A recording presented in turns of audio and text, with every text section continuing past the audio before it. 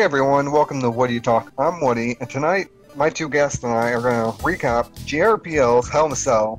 Now let's welcome the two hosts that make this show great. Hello Bomber, how are you doing? Oh, you got that right. Yeah, I'm doing good. Just a disclaimer, I have broke into the Jim Beam just a little bit, so any slurs or rants or outrage moments, not my fault. Just want to point that out. So there you go. Okay, that's good. How you doing? Like, I don't know if we should talk about this now, but how are you doing with the double titles? Oh, double titles.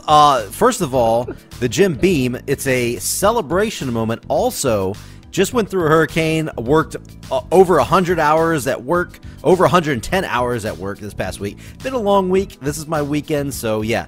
Celebration for that, all that money that's coming in, plus the two titles, baby. Ultraviolent, Road Warrior, all mine. So I'm doing pretty good. Yeah, that's good. That's good. Scott, how you doing? I'm doing pretty good. Things have been better this past week or so for me. Opportunities and good stuff and all that. So things are very, very good. A little more upbeat and positive than they have been, which, if you've listened to podcasts, you might not notice, but it happens. It's kind of, yeah. Things are good. Things are good. That's good. That's good. Let's just jump into it. Let's jump into JRPL's Hell in a Cell, which was a real doozy. Real doozy. Yeah, it was.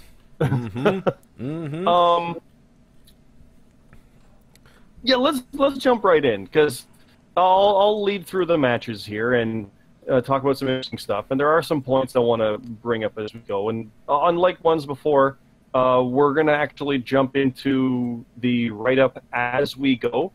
It just makes more sense. Bomber just suggested it. We're agreeing on that. I do want to do a shout quick to the people on the stream. We are going to acknowledge you here and there, but this is being recorded for YouTube as well, so we want to keep it live. But this is over on Cyclops Scott on twitch.tv, so thank you everybody for joining in on that. You can watch these live as we do them, sometimes Sundays, sometimes Mondays, who knows when. But we are looking at JRPL Hell in a Cell. Let's see, let's scroll down here. Highest possible points on the show was 46. Oh, yeah. Not too high, but I mean, you know, it was surprisingly only 8 matches predict on the show. WWE's been throwing out 10 easy. Yeah. So, well, they cut back in some ways because there was stuff like, I mean, there was no U.S. title match, so Shinsuke wasn't there, Finn Balor wasn't on it. There was some name stuff you might expect where they just throw out there a quick match, but when you look at how long the matches actually were, I'm okay with having quote-unquote only 8 matches. Oh, yeah, no, better. 8 seems to me... predicting 8 matches on shows, that is I feel like the default. That's like the generic, you know, the norm. Yeah. 8 matches is a good number, yeah. So, what we have, we'll start with, honestly, I'm just going to start saying names because they're new guys. Bomber, you had how many new people on this? There were 5 or 6, I think maybe 5 brand new people, and a couple people only their second show. So we had a lot of fresh blood, as I worded it in the write-up. A lot of fresh blood showing up here at Hell in a Cell, which was good because we had several no-shows. I know, first of all, Kyoko, she's been busy. She's been at work. She didn't get to post. My buddy Alaska Brown, I did let him know. I was like, yo, tomorrow's the show. But he did evacuate for that hurricane, so I guess that maybe played a part of it. But he could still done it on his phone. But yeah, Alaska Brown no-showed. We had Queensy no-showed. We had some decent no-shows, but we made up for it with all the new people that did show up. And I was going to say, I don't know where these people showed up from, so that's good. I'm glad they're here. That's really cool. Now, aside from like the initial starting of things where it was like everybody was new. Yeah. This seems like the biggest influx of new people in one show. Sure that is. I can recall, aside from show number 1 where everybody was new. Yeah, it definitely is. Yeah, because we'll trickle in some people, like 1, maybe 2 a show and stuff, but we had 5, 6 people showing up here, and first of all, I was blown away. Like, when the first, I guess, 8 or 9 people showed up, like posted their pics, like 3 of them were new names, and I was like, what's going on here? Yeah. And like I said, that's great. I'm glad we're growing. This is great that we're going to keep growing, but I don't know where all these people came from. So that's great. That's the weirdest part. Yeah, it's like Woody, didn't you say you hit some people up on Twitter or something like that?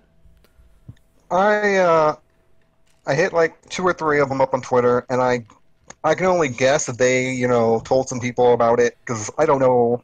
I didn't, tell this many people about it. That was much of a surprise to me than you. Yeah, and a lot of them got their picks right, which is, to me, the biggest shocker, is when you get... There's been so many people that are brand new and post their picks. Some people will post multiple times, but they never follow the rules, get the confidence points right. So I'm glad all these people did show up and put the... either read the rules, or you told them how to do the thing right, and they worked. They got in. Well, as we're going to see here in a second, some of them either won their match, no less, or came very close. Yep. So let's start with Jitter defeating Scampy Matt, 35-34. Now, again, both are new. I presume Scampy. I don't recognize either name, but I mean, a 1-point loss. Okay, that's fine. And guess what? I know nothing about them, but there you go. It's a good start. Not only brand new, 1 point off, like 1 point victory there. Almost match of the night. Very first match, bottom of the card, 2 new guys. Very close to match of the night. We'll get to that later on, but they were just a few points away each from match of the night. So, obviously, 2 great debuts there from these guys. We also have Arctic debuting against Wrestling Ferrara in Ferrara's, I think, 2nd or 3rd show. Yep, 34-26. So, another good score. Ferrara had a bit of a hit, but hey, I can relate to that one. We'll get there. It was a weird show to predict, because as I've been saying, there are so many more shows coming where there's either rematches or variations of matches that when you think, oh, the storyline means this is the one, oh, there's going to be 3 more shows just like it in the next month. So it's not as cut and dry as you might think. It's like this is a glorified SmackDown or a Raw in some ways. So you can get stuff wrong easy. But Arctic beat Ferrara, and Ferrara just came along and is doing good and got beat by Arctic. Let me real quick, just so we... in case these guys do show up again, let me hit up who they put as their pick bases, because on the website they're not shown yet because there were so many and whatnot. I think actually, as the new rule, I think I'm not going to create somebody's pick base until they show up a couple times at least. Yes. Sometimes I have done that for their debut, and obviously they never show again. So. I'm going to mention right here that Redhead said that all the NXT call-ups are happening here at Hell in a Cell. Oh, is that what it is? Nice. JRPL NXT call-ups just happened is what it may be. That would be nice. Hey, good. Eventually, maybe, if we get enough people, we will have an NXT division. We'll have a small group. We'll have the, the undercard guys. Oh, that's cool. Yeah, that'd be fun. So, Scampy Matt, real quick. Scampy Matt, he put Tama Tonga as his... pick base, which is a New Japan guy. I don't really know exactly much about that guy. But that tells me he knows the shit, though, so that's cool. I like that. I want him in. He's got a lot of people I never heard of before. A lot of people I never heard of before as his pick bases. So Tama Tonga, I guess he'll get that guy. I did look it up. He is a regular guy, a regular wrestler. So yeah. He's a Bane Bullet Club guy over in Japan right now. Well, there you go. Jitter, who beat him by 1 point, has Hayabusa as his pick base. Oh, so old school too. So I like it. Yeah, let's get some of these guys in. Absolutely. So again, I hope they do keep competing. They will get their pick bases in.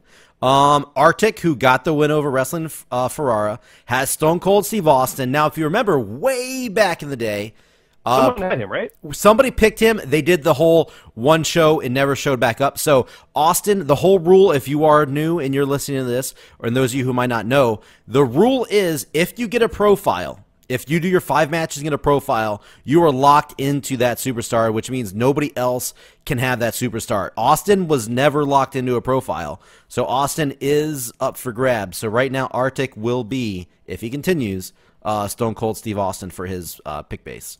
Nice. So there you go. Okay. And we'll go right into there. Who is Jack Caster? Jack Caster, opening up right now.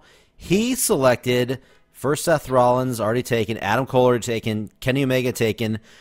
Mark Haskins would be that's his 4th selection, which is, I believe, a UK guy. Okay. Is that a UK guy? Yeah. So that would be his pick base, Mark Haskins. Well, he beat CJ Blackthorne 26-23. Oh, CJ Blackthorne. That's close. Yeah. The down on his luck CJ Blackthorn. Yeah, I can relate. No, I can relate to that. Man. Oh, and man. then we can. Did Fart Bucket beat him? Fart Bucket did beat. Yep. No. Fart Bucket beat CJ. Oh, don't laugh about that. We'll get there. Oh, when you hear how that went, I was terrified reading. But anyway, Vitamin Yes beat Daddy Fat Sack 28-24. All right, here we go. I don't know who By Daddy. the way, I love some of these names. Yes, of course. Like Arctic is a good legit wrestler name. So is Jet Cat. He's got a really Daddy Fat Sack. What? Yeah, Arctic's got some cool stuff as far as finisher. He went into detail. Finishing move, entrance song, location, all that was really cool. But anyway, Daddy Fat Sack. Okay. I guess he's a big fan of the larger wrestlers in the wrestling world. Tugboat is his pick base he selected. Nice. This is his 5. Oh, we're getting some old school fans, international fans. This is great. Here we go. Tugboat, Typhoon. These are all his 5 selections. That's the same guy, but it is the same guy. A little bit different look. Oh but God, does he have Shockmaster? No, he's got One Man Gang for number 3. Akeem number 4. And Haystacks Calhoun for number 5. So wow. I don't know if this is a troll account. I'm really hoping. No. Own that shit. That's amazing. That's great. So that is Daddy Fat Sack. Oh, it's so good. Well, he lost, though, but it's only by 4. He did lose. That could have been a match. That could have been 2 bonuses. That's all you need. And he went against a former Ultraviolent champion, Vitamin Yes. Yep. So tough match, first match, by the way. So no harm in losing that. Next up, we got a no contest. Nathan 8K and Slingblade, 29-29. Yeah, another newer guy. I think the Slingblade's like 2nd or 3rd or whatever match. But Nathan 8K, he's new as well. But neither one scored real big. But they tied it up. So we'll see where we go from there. And we'll go down to the write-up simply because that is the opening part. We talked about new faces debuting, all these guys coming in, some getting their wins. As you said, Bomber, welcome to JRPL. Best of luck in the future and moving up on the card. Yeah, absolutely. Like, wins will make you notice, and honestly, like, having fun with it is what this is all about, as we'll see in the next one. But I want to hear from Woody. What is your out of those new guys? Who's your favorite, like, name and pick base? Who's your favorite of that group? My favorite name and pick base, probably Daddy Fat Sack. He had the that theme. He's the theme down, right? Tugboat, yeah, Tugboat. Tugboat, Typhoon, One Man Gang, Akeem, and then fucking Haystacks. If he said Loch Ness, I would have lost my shit. Yeah. If he could have picked 6, he would have. Now, as I always say, for the newcomers who do happen to listen to this, or for future, the more popular the guy is, the better picture selection I have, which helps out with the website. So if you pick somebody totally obscure, which I don't know how easy Tugboat will be to find pictures of, we'll see. You should be good. Yeah, I hope so. But yeah, he was a big Hogan one back in the day, so he should be good. So, but I mean, not everybody can pick Ludwig Borga and make Bomber cry tears of pain. God. Yeah, I have fucking Finn. Yeah. Yeah, that was a challenge and a half. I think my favorite as well would be Daddy Fat Sack. That's a great name. So not gonna lie, I like Arctic, but maybe it's because I'm Canadian. Arctic's cool. But that's just a cool. I mean, I didn't realize the pun there. It's a cool name. Oh, there Arctic. you go. Fuck me. But no, it's like that's a cool name. I like that. That's good. Mm-hmm. All right. So next we have Banksy defeating Dr. Tommy Oliver 27-19. For the record, 19 is the lowest score of the card so far. I didn't mention it because I like to point these kind of things out because I'm a nerd like that. Jitter, opening match, has the highest score of 35 up to this point. Mm-hmm. So Jitter would have beaten anybody else that we listed so far in his debut. So good start from him. But Banksy, in Spain, because that's in the write-up. Homer, you can fill us in on this shit. Yeah. As I was telling the guys before we started recording, Banksy hit me up on Discord. Which this is what you guys do. Hit me up on Discord, Twitter, whatever, to get your stuff in. Banks hit me up like literally 10 minutes before I posted the write-up. I was almost done. He hit me up and said, "Hey, do I have time to submit my my write-up ideas or whatever?" I said, "Yeah, make it quick. Don't make it too long because you're on the kickoff." That goes for everybody. If you're on the kickoff, don't give me a super... What? Yeah, you, Scott. Also, Redhead gave me some really long stuff, which, you know, I do like that, but if you are on the kickoff, keep in mind that you are on the kickoff. You're not going to get a full blown out write-up like the main card matches. But anyway, Banksy, he did. He just gave me a quick to the point. He said, hey, in real life, I'm in Spain on vacation right now. How about you have me beat up one of the new guys on the beach? I was like, okay. Fuck yeah, that's great. Now, he also did say, because he's, you know, conscious, he said, if it's too crazy, too silly, that's fine. But I just want to beat up one of the new guys on the beach since he was supposed to fight Captain Charisma. There was a whole weird thing. Yeah. First of all, Captain Charisma tried to put his picks in. They didn't get him. He didn't see it till after the deadline. Very sorry about that. But rules are rules. After the kickoff show starts, you're kind of locked out. Sorry.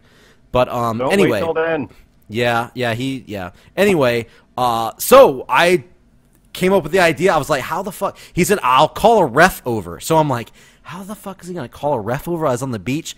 So I was like, I got to try to think almost logically. I know it's a stretch as it is, but I was like, maybe Banksy's out on vacation. His friend is a JRPL ref. So maybe that's how we'll tie it in. I know it's still a reach, but it was a lot of fun. It was a good idea outside the box. I like those. It's wrestling. Of course, he happens to be. It is wrestling. He bumped Dr. Tommy Oliver, bumped into him on the beach. No clue how that would happen, but hey, again, it's all fun. Banksy hit him with his rock bottom finisher. His buddy counted him out. Heading into Australia. That's all. It's fine. It's all good. Yeah, no, it was fun. Deals around the world. Yeah. Yep, and Banksy got the win. And right before he the little segment, you know, ended, I just wanted him to get up, kind of give like a little smirk, you know, a little smile, and say, "Year of Banksy's back, baby," and then walk off. Love it. You know, I love the Year of Banksy. When it should have been this legit, like, amazing, the Year of Banksy, but now it's like, no, it's Year of Banksy, suckers. Now, like, every match he wins, it's better. I love how losses can work toward that. So anyway, my match is next. Oh, yeah. Speaking of losses working towards things, oh, fuck. That's the write-up. Let's get there. What do we got? Oh, yeah, I beat Fart Bucket 26-23. Now, Woody, did you give the permission for this whole solution to come out with Fart Bucket? Was that your call? Was that an okay? I did, but Warden was also asked to, like, you know, we asked him, like, the little group, because, you know, in the little group, it's just me, Warden, and Beer Me, and, like, in the solution Discord, besides John, who never really talks. Sure. But we were all cool with it. We're like, yeah, you know what? Let's go with it and see what antics Scott has planned. So, you know, I'm clapping on stream right now. I'm laughing at it. The original idea, when this card went up, it was me and Fart Bucket opening match. Yeah, I usually put Fart Bucket in the opening match. By the way, just so everybody knows. What? Like, I just beat legit boss in a squash match, and I'm like, it's go. It's the holy shit. Here goes Scott. Opening match. Fuck you. Like, what? No. But I didn't look at it that way. It was like, storyline wise, Bomber's like, no, fuck it, keep him off my program. That makes sense. I'm okay with that. But I'm like, here's my idea. Here's my idea in my head.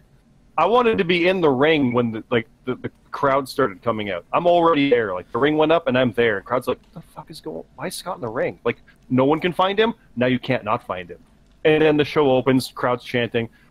We had 8 newcomers, so we had to work around that. So that's cool what you did there, Bomber. And I'm going to say for the record, here's how crazy this is. So, Fart Bucket's picks were literally numbered 1 through 8 in as far as how his confidence points went. As they usually are. Usually. The Universal title was 1. The next match was 2. The next match was 3. Okay, no problem. And then he pretty much, aside from AJ Styles, had completely different picks than I did. Now, I've gone on record saying I'm worried about this show because I think that Daniel Bryan's going to win because that way they're 1-1, and then the title match is the decider in Australia.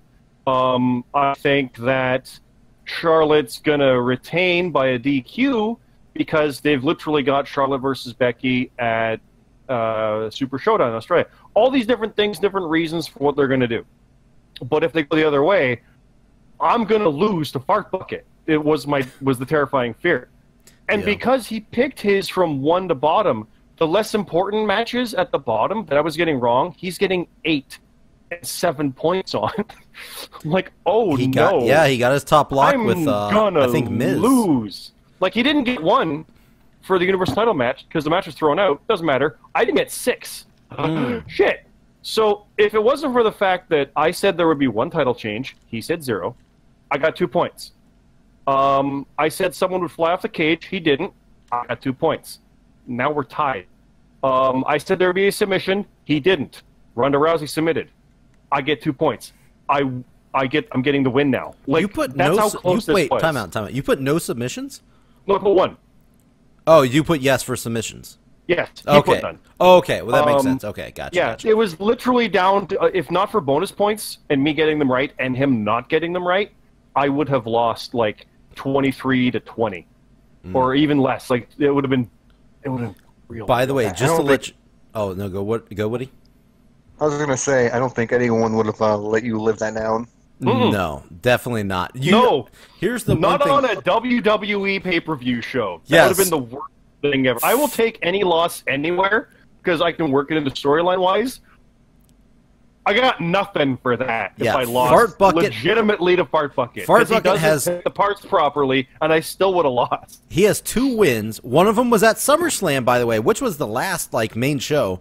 He beat CJ Blackthorne. But the other one was, I think it was a Impact show. He beat Broken Nerd. So those are his 2 wins. Obviously, the house show was, it's a house show, so that's not a big deal. So you were He almost victim number 3. And Yep. I don't know what you do during pay-per-views. I don't know if you watch or whatnot or whatever you do. But if you ever get a chance, hop in. Like, Discord was hopping for Hell in a Cell. Discord was... I was reading it during the main event. I was catching up because I was busy. Okay. I'm reading it when Braun's coming out. So I'm reading going, oh God, oh no! Like, I was losing 9-3 at one point. Like, Yeah, what is everyone was laughing. Like, R.I.P. Scott. I saw it happen. Yeah, I was your like, match... Oh no! Yeah, this match was one of the most talked about matches because they were like, is he going to lose the Fart Bucket? Is he going to lose the Fart Bucket? Now, storyline-wise, what probably would have happened is the solution would have gotten involved or distracted me somehow inadvertently. Yeah. Fart Bucket gets the roll-up win, and I kill him. Not literally. Yeah. Well, maybe. Storyline. But it would have been, it probably would have been bad. Like, it would have been funny, and I would have survived it. I will take any loss anywhere. I don't want to get them purposefully, but I can roll with it. I'll always show up. I'll always come back. I'll work it out. But I got nothing for that. I have, holy shit, if I didn't get those 3 bonus points right, I would have just legit lost. If we didn't have bonus points, I lost that match. And the funny thing is, and you had a lot of bonus points. Thank God there were 5 of them. Yeah, there were 10 total points bonus on the show, and each match was worth 2. Now, on the actual the write up that took place was Scott did his ring the bell, he screamed ring the bell, then the crowd also started chanting ring the bell.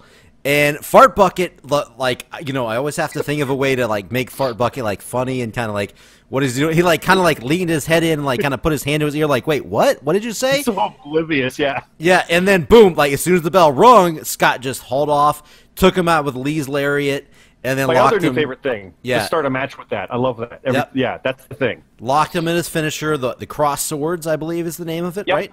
Yep. That's an old name of a finisher I used to have for a character called Arthur Essex, this British character I had. There you go.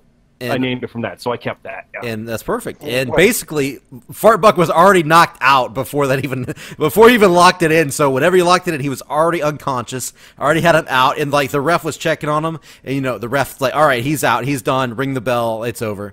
And that was basically the end, but hey, no, Scott's not going to let up. He's going to yell over at Woody and the rest of Solution. Woody jumps up on the ring apron and says, dude, just stop it. And let me know, I don't know if this is a spoiler for the future. If it is, don't say so. But what do you mean by what did you say? Now I know, because you were asking them where were you. Woody said stop. You let go, and then you said now I know. What does that mean? If it is a spoiler, don't let us know. But not a spoiler. No, okay, not then a you can spoiler. tell us. What does that mean? Well, I put Boss in the submission, and no one came to help her. I put him in the submission. People wanted him to stop. Okay. I see where people are at. Okay, so I see. I can see what sides are doing what. Oh, interesting. What do you think about that, Woody? Huh? I don't know what to think. I wasn't expecting it, to be honest. That whole thing. Also, But, Woody, it was you, and It we was have me. that fucking death match. Oh yeah, yeah. So we'll see what happens there. But yeah, I gotta be brutally honest here. Mhm. It's kind of crazy that I'm squashing in matches right now. Like, ring the bell, clothesline, submission, tap. That's back-to-back wins for you. So you were Yeah, struggling, so that's good. Fart Bucket and the world champion, for crying out loud. Yeah, Former from world one champion. end of the spectrum to the God. other. So that's Literally, I almost lost the other end. But yeah, no, the whole idea of like, where were you? When I realized it was Fart Bucket and he's the Solution mascot, I went to Woody and Warden. I was like, "Are you cool with this? Like, you guys come to the ring?" Because my idea of me being in the ring and seeing how like crazy I'd been. Because if you read the Discord, the Canadian facility got burned. Something happened. And it's like Scott's like, I'm gone. I've lost it. And there's a thing. It's not me, but it's me. But like it's not safe for Fart Bucket is basically what it was after what happened. And nobody really knows what's going on. So Solution's like, we better not let this guy die because we know what Scott's doing, but maybe Fart Bucket doesn't know.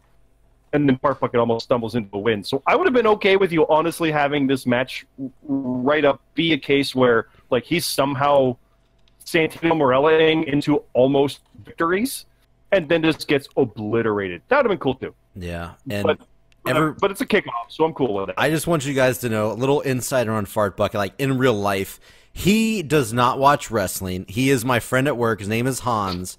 He when I come in, I'm all what what happened? He almost beat me so bad. Yes, yes, that is true. He is my good friend at work. I am always just a little insider. When I get to work, I load up the website. I'm working on the website. You don't know how much I work on this website, everybody, by the way, listening. I work on the JRPL website, jobberradio.com, so much. Even while I'm at work, getting paid to work on the website. I am always working on it while I'm at work when I get some free time. And he walks in, he sees me working on it, and he goes, "Oh, did I win my match?" And I'm like, no, you didn't win your match. He always goes through and reads his part of the write-up, and you should see the look on his face. He gets so fucking excited to see that he got fucking squashed. So he's going to see this next. I go to work on Wednesday, so he's going to see what happened to him in your match on Wednesday, and he's going to get so excited, by the way. So what I love about it, what I love about it, and I'll stop talking, I swear, is that literally I had the Solution coming out to help save him, basically. Not to attack me. I'm not the problem. They're kind of like, let's keep clear. I even love in one of the Discord chats, after the promo, Beer Me was phoning Warden. It's like, yeah, Scott's lost it. He's finally gone. And that was kind of the Solution. There's no like, yeah, he's out there. Yeah, don't leave him alone and you'll be fine. But whoa. So they're kind of like, oh shit, we got to run afoul of him right now, and that's what this was. So that was my chance to kind of really get at it, because after I tried to be the sixth man or fifth man in Warden's match, this is another chance. It's like, where were you? What's going on? What happened? Why didn't you stop all this? So I saw that as my opportunity to get that in right now for what we can do. So yeah, Cool. Yeah. What do you think, Woody, about where this went? Because you said you were excited to see where it went, right? So because all I told you was I want to be in the ring when you guys come out, and you guys make me stop beating up Fart Bucket. And for the record, I did tell Bomber, if I lose, oh God, I hope I don't, was in the writing. yeah, I want this to happen. So that was planned, and it almost happened. Well, I was really excited to see, the outcome of this. And if Fart Bucket did win, I think I would have liked Fart Bucket to win, just because I think it would have helped your character develop even more into. No, you would have been buried. Been the worst. I love it. Oh, but it would drove And you more maybe- off the deep end. I agree. Yeah, and maybe like UBC, they do something to make Scott lose, and then that kind of sets up later in the night where Scott does his thing that we'll talk about later. Well, I don't need more reasons. Though, even though that was one of my things, like give me a reason. Could you imagine if the opening match or near it has the UBC come out and attacking, the Global Solution and all that happening before the show even starts? Like, I could imagine like when Hell in a Cell opens up, and look, there's been chaos for the past hour here in the arena. Like, it would have been those moments, which is cool. But Bomber's a smart promoter, and he puts his stuff on TV. So, hey, now, I don't know about that far, going that far. Anyway, so what do we got next? What was the next match? What do we got next? Next up, we have Brandon 23 defeating Real Deal JRH 25-17, which I think, unfortunately, for Real Deal, that is the lowest score so far. Yes, yeah, that's the low score. But first of all, I do want to say real quick before we move on, not much to say about this match. Two kind of new guys getting in there, but congrats to Brandon 23. He's been going at it for a little while now. First victory on a main show, so congrats. Just want to point that out. Sticking it out there, yeah. Yeah, congrats for Brandon 23. With it. Mm-hmm. That's about it. That's pretty much all I got. That's all I got. Yeah, no worries. We have Orestella.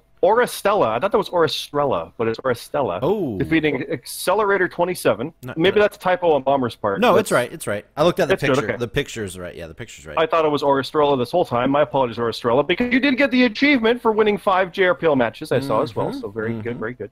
But did get the win over Accelerator 27, 32-27. How appropriate. Yep, and that's Orestella, one of the newest members of Team No Chance, which, by the way, Queensy no-showed. I heard some little discussion on Discord that Queensy might be on the outs with Team No Chance, even though he just got in, which is Chris Benoit, by the way. So they might be giving the axe to Chris Benoit, eh? No? Yeah. Okay. But anyway, no, there might be trouble in paradise over there with Team No Chance, but Orestella did get the win here over former UV champion Accelerator 27. So, good win there. Let's see. Next, we have 3J Platinum defeating Bad Guy George 31-27. For the record, Bad Guy George had duplicating confidence points, which affected his score. Yes, he did. And by the way, Bad Guy George would have won this match. I don't know if he's going to watch this. I don't know if this guy is a YouTuber. I saw some stuff on Twitter, which I brought up, I think, on our last episode, that he did tweet out some stuff. And like I said, he might be a YouTuber, but I will probably hit him up on Twitter saying, hey, just double check your confidence points before you pick again. But he put multiple 8 points. Somebody, sorry, I don't remember who on Discord reminded or who showed me that, but he did put a lot of 8 points on matches. And since he's not a newcomer, if you're a brand new person and you post with duplicating picks, I won't count it because I don't want you to start with like a loss that's not fair because you're brand new. But he's already showed up twice. This is his third match. Since it is his third match, I'm going to let it slide, even though it did hurt him. And he would have won this match. It was still close, even though he lost a lot of points on matches. But then again, he lost, so hopefully he learned from this mistake. And I will let him know on Twitter, and he hopefully will show up and come back with a vengeance and try to maybe get a rebound win after this. I might get him a rematch against 3J Platinum. I don't know. We'll see. But yeah, it would suck if like 3J lost and Bad Guy George had those duplicating points. Yeah, Bad Guy would. I went back and looked. Bad Guy, I think, would have won. So 3J did get lucky on this win. I know he's a multi-champion, but he did get lucky against the new guy who was undefeated. That also really sucks. Bad Guy George was 2-0 coming into this, so he gets his first loss based off of duplicating confidence points. That's all the more reason, guys. You got to watch. Got to read the rules. Make sure you're following the rules. But yeah, that's about it, as far as I got anyway. Nobody, forgive me, we're just kind of plowing through. Do you have any comments on this stuff here? This is your show. Forgive me for just kind of like, and next up is this. What do you got on these? It is, I don't have a lot to say with, with a lot of these, because there's just not really a lot of story on it. Yeah, there's. But it is. Fair enough. It is cool seeing 3J getting another win and building himself back up. Well, there's a story coming up. We have the Eloquent Enigmas, Jonathan C.T. Martin, and Junction defeating Team No Chance, Buck N5 and Lily Pilly 69 to 56. UVA, we do have some story right up on this one. They've been getting some momentum, but they couldn't quite get the tag wins. They've been winning individual matches, but not this. But that changed here. It's not in the cleanest fashion, but the win's win. Apparently, Junction grabbed the Money in the Bank briefcase and hit Lily Pilly behind the ref's back. locked in the crossface, and got her to tap out. So they got their first main show win as a team.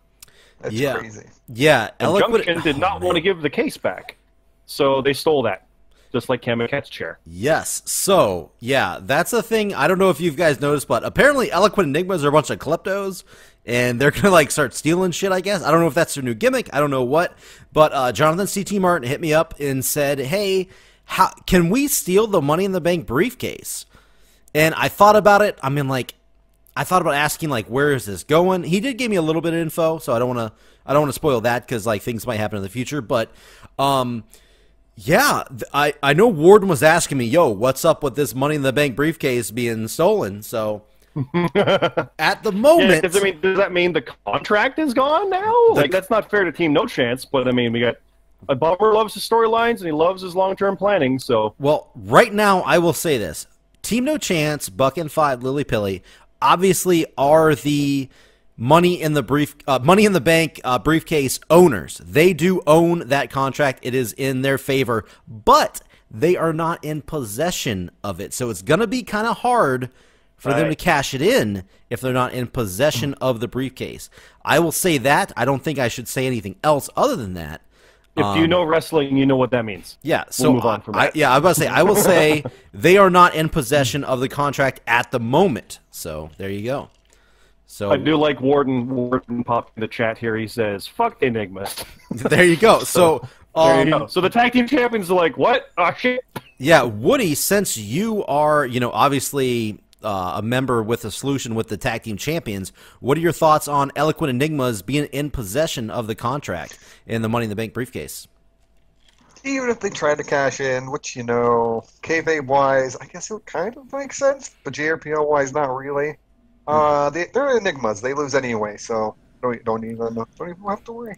I mean, they won here, though, and they've been winning in solo matches. They've been winning solo matches, I feel, the whole time, but tag team, obviously, this is their biggest win by far. So, I mean, could this be the big turnaround, you think? Yes, no, maybe so? Maybe. I think it's too early to tell, but apparently, according to them, that they tried out a new strategy where they just didn't talk out picks. You know what? They did say that. I remember Jonathan C.D. Martin said they did not talk out their picks for this show, and they ended up winning, which I find that very interesting.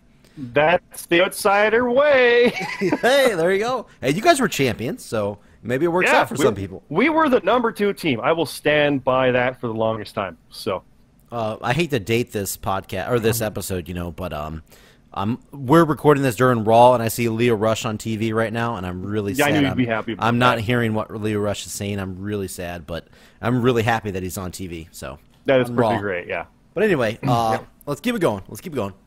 Next up, we have the Hebrew Hammer defeating Wookiee 33-28. And I'm just going to mention it because of the scores. We also have JD Onio defeating the Green Machine, also 33-28. Yep, not a typo. I made sure I double-checked. Those were back-to-back matches, same exact score. I double-checked that.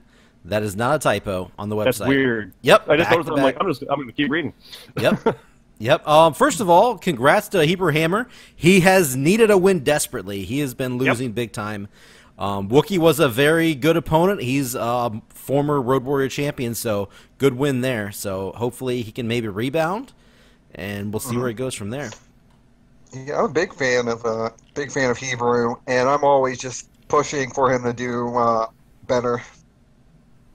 Yeah, I know. Got a big win over you during you put the streak on. That's when he was still undefeated, actually, when he got a win over you.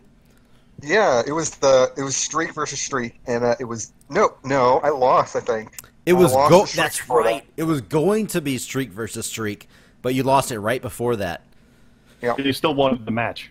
Yeah. So the match still happened, and Hebrew's streak was on the line, but Woody still lost. So Hebrew kept the streak going. But we'll see. Hopefully he can rebound off. He can keep rebounding here. We'll see where he goes.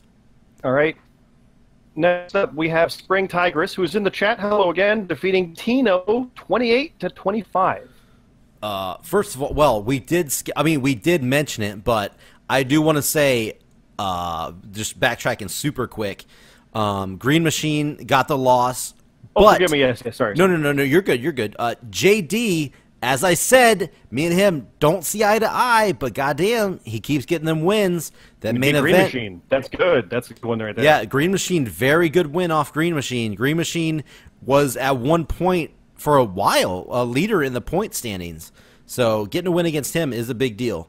And keeps moving his way up the card. JD, I'm telling you guys, I'm calling it now. He's going to find himself in the main event scene at some point in time.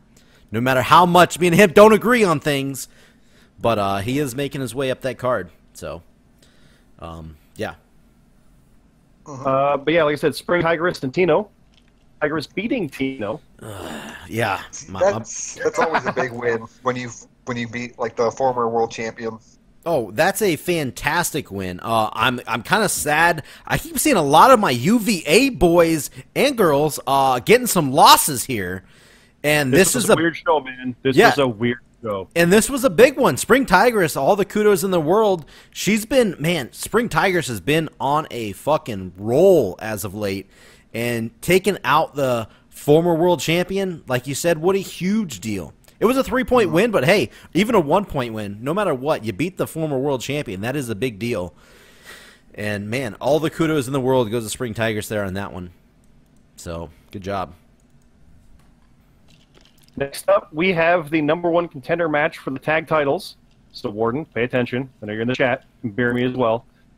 Twin Mazement, Mr. Heel Allen and El Santos defeat CM Carlito and Super Hippo 69-58. For the record, 69 is also what the Enigmas got. So that's our tag team high score right now. Super Hippo and CM Carlito lost to the newcomers Twin Mazement, which, if I'm correct, have not lost yet. Yep, you are right. As a tag team, undefeated right now. New blood, new threat. They're getting that NXT call-up. NXT call-up, they haven't lost yet. Don't worry.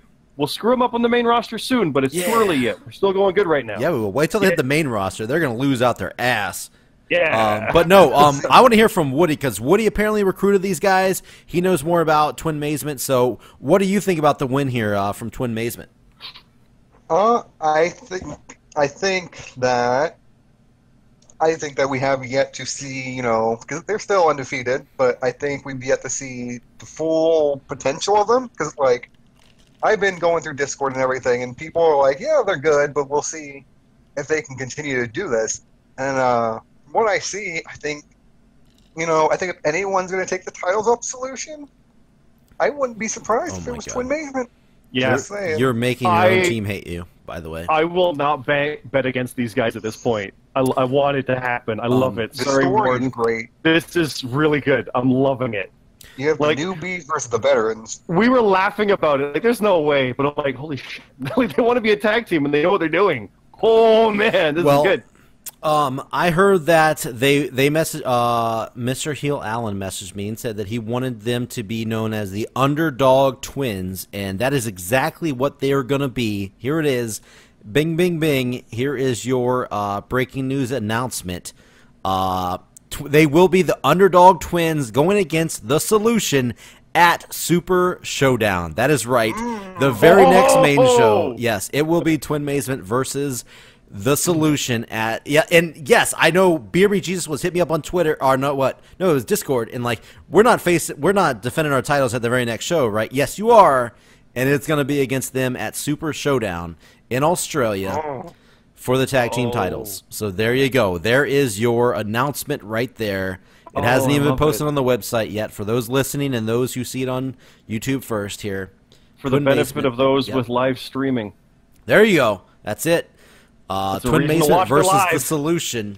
Oh, that's a big match. Now, I love the fact that The Solution, this is going to be a weird comparison, but remember when Triple H was WWE champion back in like 2008? He had a different opponent every single pay-per-view every month? He would build him up and knock him down, build him up and knock him down, build him up and knock him. It was great. I actually really thought it was refreshing and good. That's kind of how it feels with The Solution right now with their opponents of late, where it's like, it's this team. Okay, we can take him. Oh, we got him. Oh, it's this team now. We can take him. Oh, we got him. It's that now. And that's ever since SummerSlam in its way, where the two teams, like, they can't face each other anymore. So it's forced all this fresh new blood, and it's dangerous. Like, Twin Mazement could just come along and take the titles. out Yeah. of nowhere. But And they didn't even exist like 3 months ago. That's true. So- And I'm going to try to form some more tag teams, try to beef up this, as a lot of people have been saying, dying tag team division. It has Too been soon, rough. Tom, too I'm soon. not going to lie. Yes. Too Yeah. soon. Emphasis on dying. Too soon. Stop it. No, you're bad. But yeah, Twin Mazement could be a breath of fresh air, obviously, for the division. We're going to see. But I want to put Woody on the spot. I know, Woody, this is your little, I don't know. I don't want to say pet project, but Twin Mazement versus the Warden and Beer Me Jesus. Who do you want to see win in that match at Super Showdown? Oh, of course I want Solution to win. Of course. Okay. But like I said, But I wouldn't. But there's a but. I won't be surprised if Twin Amazement do win. But I want Solution to win. a double butt. You got two butts in here. You got two butts in this match. But Yeah. Okay, I respect that. We'll see what happens. I'm not going to say it's going to main event because I don't know if they're going to main event. They're going to get that high up on the card right away, but it will definitely be high up on that card. Anytime Warden and Beer Me Jesus are defending the titles, they're high up on the card. Let's just put it that way. So this is definitely going to be Twin Mazement's biggest match of their career coming up in Australia. So we're still on the pre-show technically right now. yes, I know. Right? So that's how big this show was. Yeah, these are big other- matches on the pre-show. The other thing to mention is CM Carlito and Super Hippo, a little bit of a slide, but it's never a loss where you're like, man, they should stop. It's never that. It's like, oh, they got bested. Like, it's just they can't quite turn that around and get that consistency. You know what? CM Carlito put up one of the biggest scores on the night individually. So out of that team, unfortunately, Super Hippo was the weakest link that night. So just want to point that out. Not trying to cause any friction. Just saying, CM Carlito put up one of the biggest scores on the night. So not gonna lie, in the global solution, that doesn't sound like you at all. Yeah, look at that. Look at that global solution there.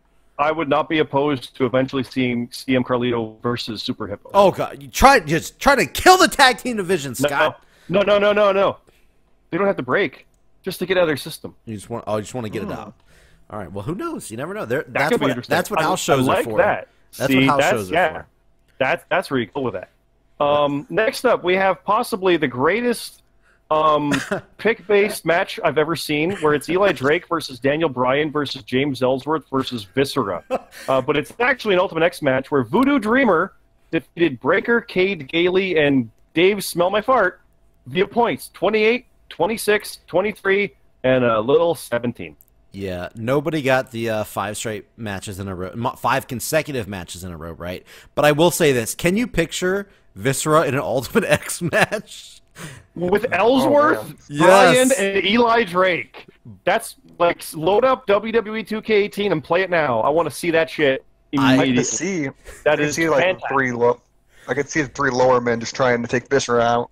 Yes, and I will say the most consecutive matches correct was Dave Smell My Fart, which I assume that's what we're just going to call him. It's all abbreviated, but yeah, Dave Smell My Fart. He had 3 in a row. Nobody got 4 in a row this entire show. So he had the lead at one point, 3 in a row, but ended up just falling flat with 17 points. And Voodoo Dreamer came out with the win. Good win there. That's back-to-back wins for him, I believe. Mm-hmm. He joins the short cast of people who've won an Ultimate X match. Shut your mouth. And you know what? I have just for this, okay, I loaded up a bunch of tabs. I have all your Ultimate X match winners right here at my disposal. We got the Warden, Captain Charisma, Bomber, Accelerator 27, Woody, I believe you guys know that match, and Voodoo Dreamer. So Voodoo Dreamer is the 6th Ultimate X match winner in history here. So, and those were all in order, by the way. Congrats to him. Usually I use Ultimate X matches to build up Ultraviolent championship contenders, so that could be a possible future contender. We'll see. I don't know for sure. I don't want to make it anything official. We'll see. But I will say that he is moving up the ladder towards the Ultraviolent title contention there. To be fair, Breaker was 2 points shy, which was literally a bonus question. Cade Gailey was another 3 beyond that, which was another bonus question or 2. So like this was a close one overall. Yeah. So. Yeah, Breaker, man, like, oh god, I was about to do it. I was about to say it breaks my heart. God damn. Right? It does. Arctic no. is cool. Yeah, see, it hurts when you get into the pun by accident. Yeah, it was. Breaker, man, he wins. He wins 2, loses 1. Wins another 1, and then loses 2. Man, he can't get the momentum behind him, but he's been here for a while. I do want to see him move up that ladder, but he just keeps getting false starts, man. That's a football term for those who don't watch football. Like yeah. He's a true Daniel Bryan in the JRPL. There you go. Oh, yeah. I wasn't going to make the joke, but I'm glad you did. He's even beat me, by the way. Main show, 1-on-1. He's got a victory over me, which not a lot of you guys can say that. Right now, it's a really tough thing. Because like I said, there's so many shows. If you get one wrong, your streak is over. Like there's literally... between like SummerSlam and Survivor Series, like 15 shows. Yep. Remember when there was one a month? That would be 12 in a year. There's going to be 15 in like 4 months. God, it's stupid. Don't, and they added one. We'll get there. Don't hurt me. Don't hurt. They my added heart. one tonight, but you'll get there. I know. Don't hurt my heart. First, we need to talk about the solution. John and AK defeating Redhead and TB666 63-58. Yeah. Which is very, very close. That's 58 is, again, what Super Hippo and Carlito had, and No Chance was 56. So the losing tag teams are all, like, high or mid-50s, which is still good. Yeah. But they're being beaten by, like, low 60s, or, 69 for the other ones. But these tag matches are close, is what I'm trying to say. Yeah, a lot of these matches, were very close, especially the tag teams. This whole match came from Redhead 12. Originally he wanted you in that spot, Scott, by the way. Yes. We talked about this on the last episode, so I won't go too much into it. But he wanted you in that spot against John and AK. This was all his match. As a surprise. Yeah, as a surprise. It wouldn't, storyline-wise, kayfabe-wise, make sense. So I found not when the death happened. Yeah, I found it. If it was simply Lee and I kind of just like, whose side are we on? It could have been like, oh, we'll fight with these guys for a while. We'll fight over here. We'll fight over there. But no, it's gotten too real. Yeah, so I found another UVA member to align with Redhead 12. Obviously, this would have been perfect since if Adanex was around, but hey, Woody, your boy John, decided to fucking kill him, basically, and he's out. So Redhead took on TB666 as a partner and didn't get the win over John and your girl. So, first of all, Woody, like, what are you thinking about this match? How do you think your team fared here? Obviously, they won. We got that. But did you like the numbers? Do you think John performed well? I think they performed well, and I'm just glad they got the win. Fun fact: AK, as I was thinking about my picks and everything, like what AK does is like she'll ask me what I like, but then she'll change just like one or two things, and it's just like, oh, okay. And then she still manages to get a better score. So, yeah, no, she definitely. Sorry, John. Obviously, I don't know if he watches or not, but definitely carried the team here as far as points go. But got the bit. Yeah, pretty much carried the team to victory here over Redhead and TB66. I don't think John even do that good. I don't think John even did good at all. Honestly, let me go back and look at this. I don't think John did good. But silly question, Bomber, for that type of thing. Do you ever consider posting the individual picks in a tag match like that? Like it's 69-56, but you could put like Ep.5 got 38 and Lily Pilly had 32. Or like, have you ever thought about individualizing the picks like that as well? On the website, you mean? Yeah. Or is that just beyond such a level of extra step that's not worth it? No, I mean I haven't thought about it. First of all, I got the scores here. AK 37.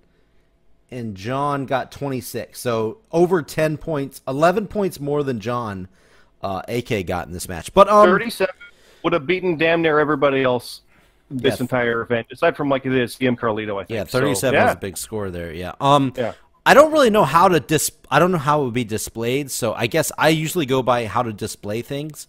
Okay. I don't think it would be a clean way to display it, so... Yeah, you'd be breaking it up. It would look odd. I'm definitely not... I mean, it's not like it's a lot of work or anything, because I have everybody's individual scores, like, right here on my spreadsheet, so it wouldn't be a lot of work, but I just don't know how it would be displayed cleanly, That's fair. So... So there is some write-up on this one. Yeah, this was all Redhead here. You can go for it. Yeah. Yeah. Now I'll actually help because Redhead reached out to me to help write it up. So there is a bit of a feel where I was like, okay, I know what you're going for. So what basically happened is, as you put it, Bomber, you don't see John on the kickoff often. I mean, he's world champion. Yeah, I know. AK finished the match submitting TV in the triangle death hold, and then threw AK out of the ring. John jumped in, got a super kick, and then Red motioned for the cell to come down. And that's kind of where I was like, got some ideas about what's going to happen. And there's a loud thud, and Red's in there with John. Now, if you follow what Red's been doing, she's been psychotic, licking blood off Warden's forehead and freaking him out a little bit and things like that. So literally just went nuts and bloodied him.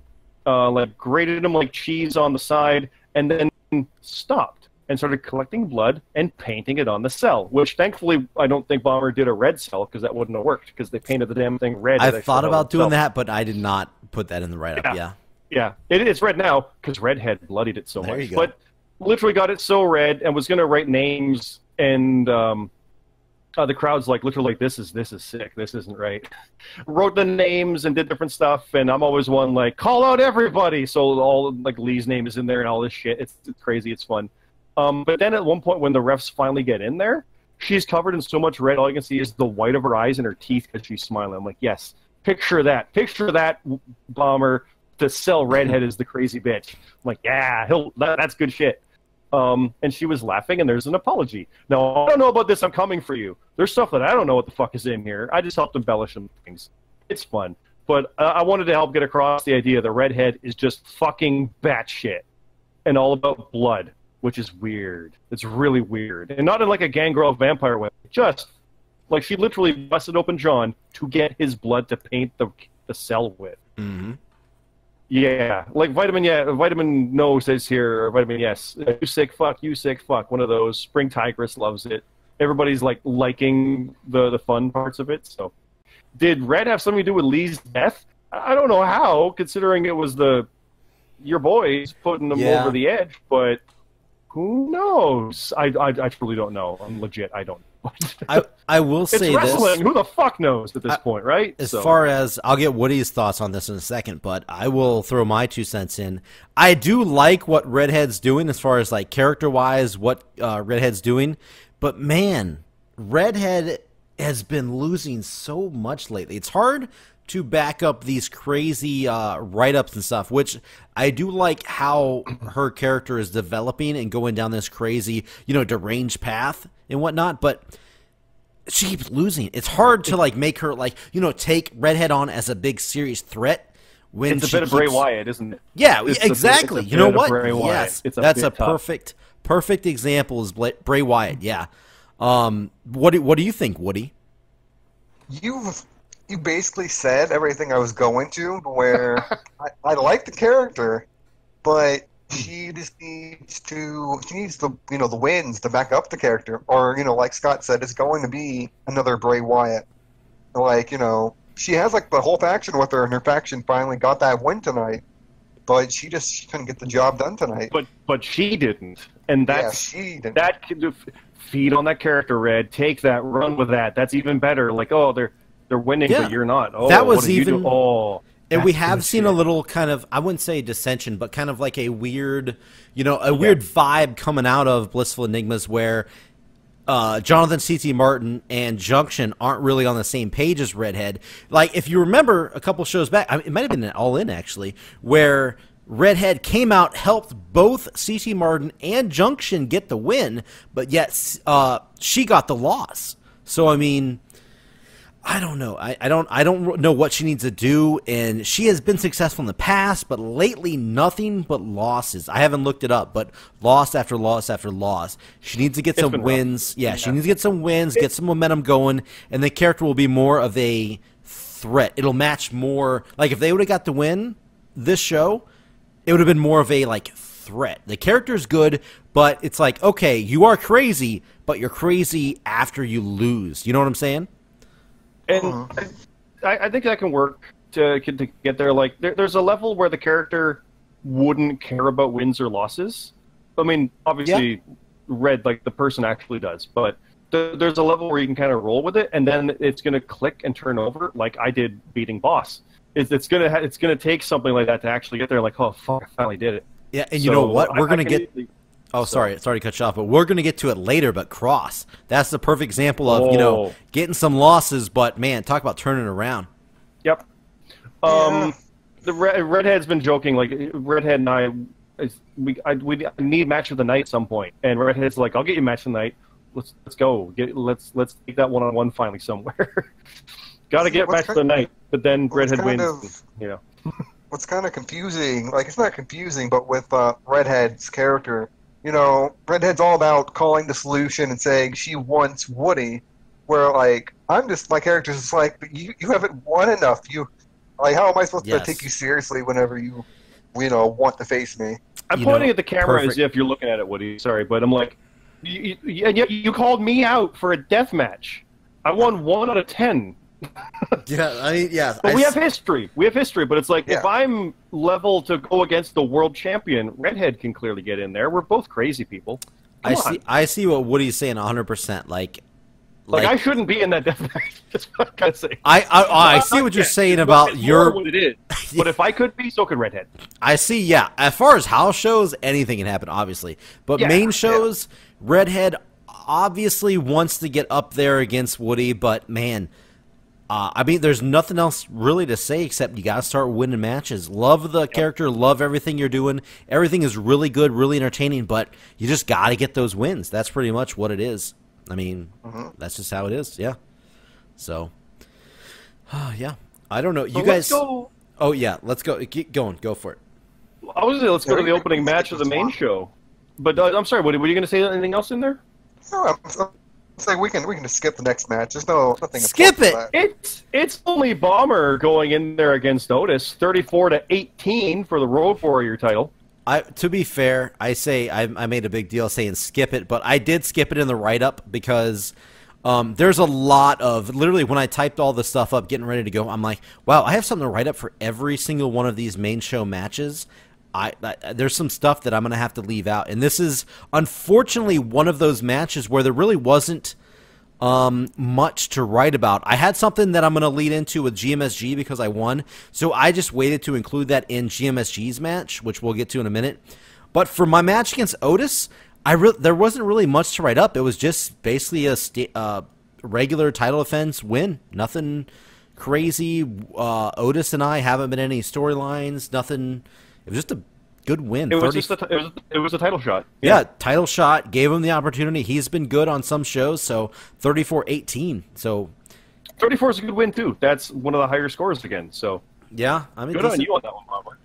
Yeah, and I will say I got a lot of my info from Jut and Bastion because I have not been, as I talked about on Jobber Radio podcast, if you listen to it, I have not really been in the loop as of late. I've been busy with hurricane stuff, plus football started. I've just been kind of out of the loop as far as WWE shows, SmackDown Raw have been concerned. So I really went off their word and threw a little bit of my own spin on things as far as my picks go. So it ended up working out good for me, and unfortunately, as we'll cover, bad for them. Oh, we'll get there. We'll get there. Yeah. Well, we'll mention Tom and GMSG as well. 32-31. Oh, close match. One of the few double 30s. Everything else has been like a 32-20. And this is one of the ones, aside from the opening match, that was a double 30 score for a one-on-one. Yeah. Yeah, and this is, as far as write-up goes, this was GMSG's idea. He didn't really have too much to say. He just wanted, seeing how the Road Warrior title match at Death Before Dishonor is going to be the main event against him, he just wanted me to come out and, I guess, interfere, basically, is what his idea was. So I kind of just put a little quick write-up where, in the write-up, you came out of the crowd, for crying out loud, Bomber. Yeah, I wanted to, like, do a little quick little, like, interfere and then out. And I even put it in there, like, it took a total of, like, 6 seconds. I worded it as a hit and run. I came in. Which I like. Yeah, I hit him with the Road Warrior title and then, like, exited back through the crowd. In and out. In and out. Bam. Yeah. Which, this picture, like, picture the wide shot that they show when it happened. Bomber comes out from one side, gets in the ring, wham! Slides out in the continuing motion, Yep. back into the crowd on the other side. I can picture it. It's amazing. That's exactly how that's exactly how I before anybody even realizes you're in the crowd laughing and pointing, and where do you go? Yep. And the whole I try to figure out, well, how am I going to interfere and it not be a DQ? So what I did was obviously Spring Tigress, and who obviously awesome hooded motherfucker, against Tino earlier in the night, who is an UVA member along with Tom. So I had Tom come out with Tino come out with Tom, and Spring Tigers come out with GMSG in each other's corner, representing their own side of the war that we have going on, So they got in a squabble out on the outside of the ring because Tino was mad that he lost to Spring Tigers earlier in the night, and the ref distracted, and then boom, there it is. Bomber jumps into the ring, got the cheap shot on GMSG, went back into the crowd. Tom got the pin on GMSG. Quick and done. That was pretty much, as far as write-up goes, how that result happened. And I like that is also like you're sending a message saying you're going to do whatever you can to keep that title. Yeah, and hey, look, GMSG beat me at the Greatest Royal Rumble. So he beat me there. Didn't he beat me again, or am I wrong? Is that the only time we fought each other, I think? I think that's the only time. Yeah. I was gonna bring that up, but yeah, I think that was the only time. Yeah, and he knows how lucky he got. He got that with a bonus question with fucking Dolph Ziggler, I think it was, or something with the first entrant. Hey, don't shit on bonus questions. They're legitimate. They are. They are more than legitimate. I will give him that. He beat me fair and square, so we will see what happens at Ring of Honor. All right, we'll see what happens at Ring of Honor. We'll get there, but yeah. Well, next up, we have probably a development none of us expected, with the Finn versus Ash ending in a no contest, 36-36, which is an amazing score for both these guys. But it's match 3 of their best of 5. And you know what it was? Match of the night. Yeah. Match of the night. These guys, don't sleep on this little feud that they got going on. I don't know if a lot of people just skip over their write-ups and stuff.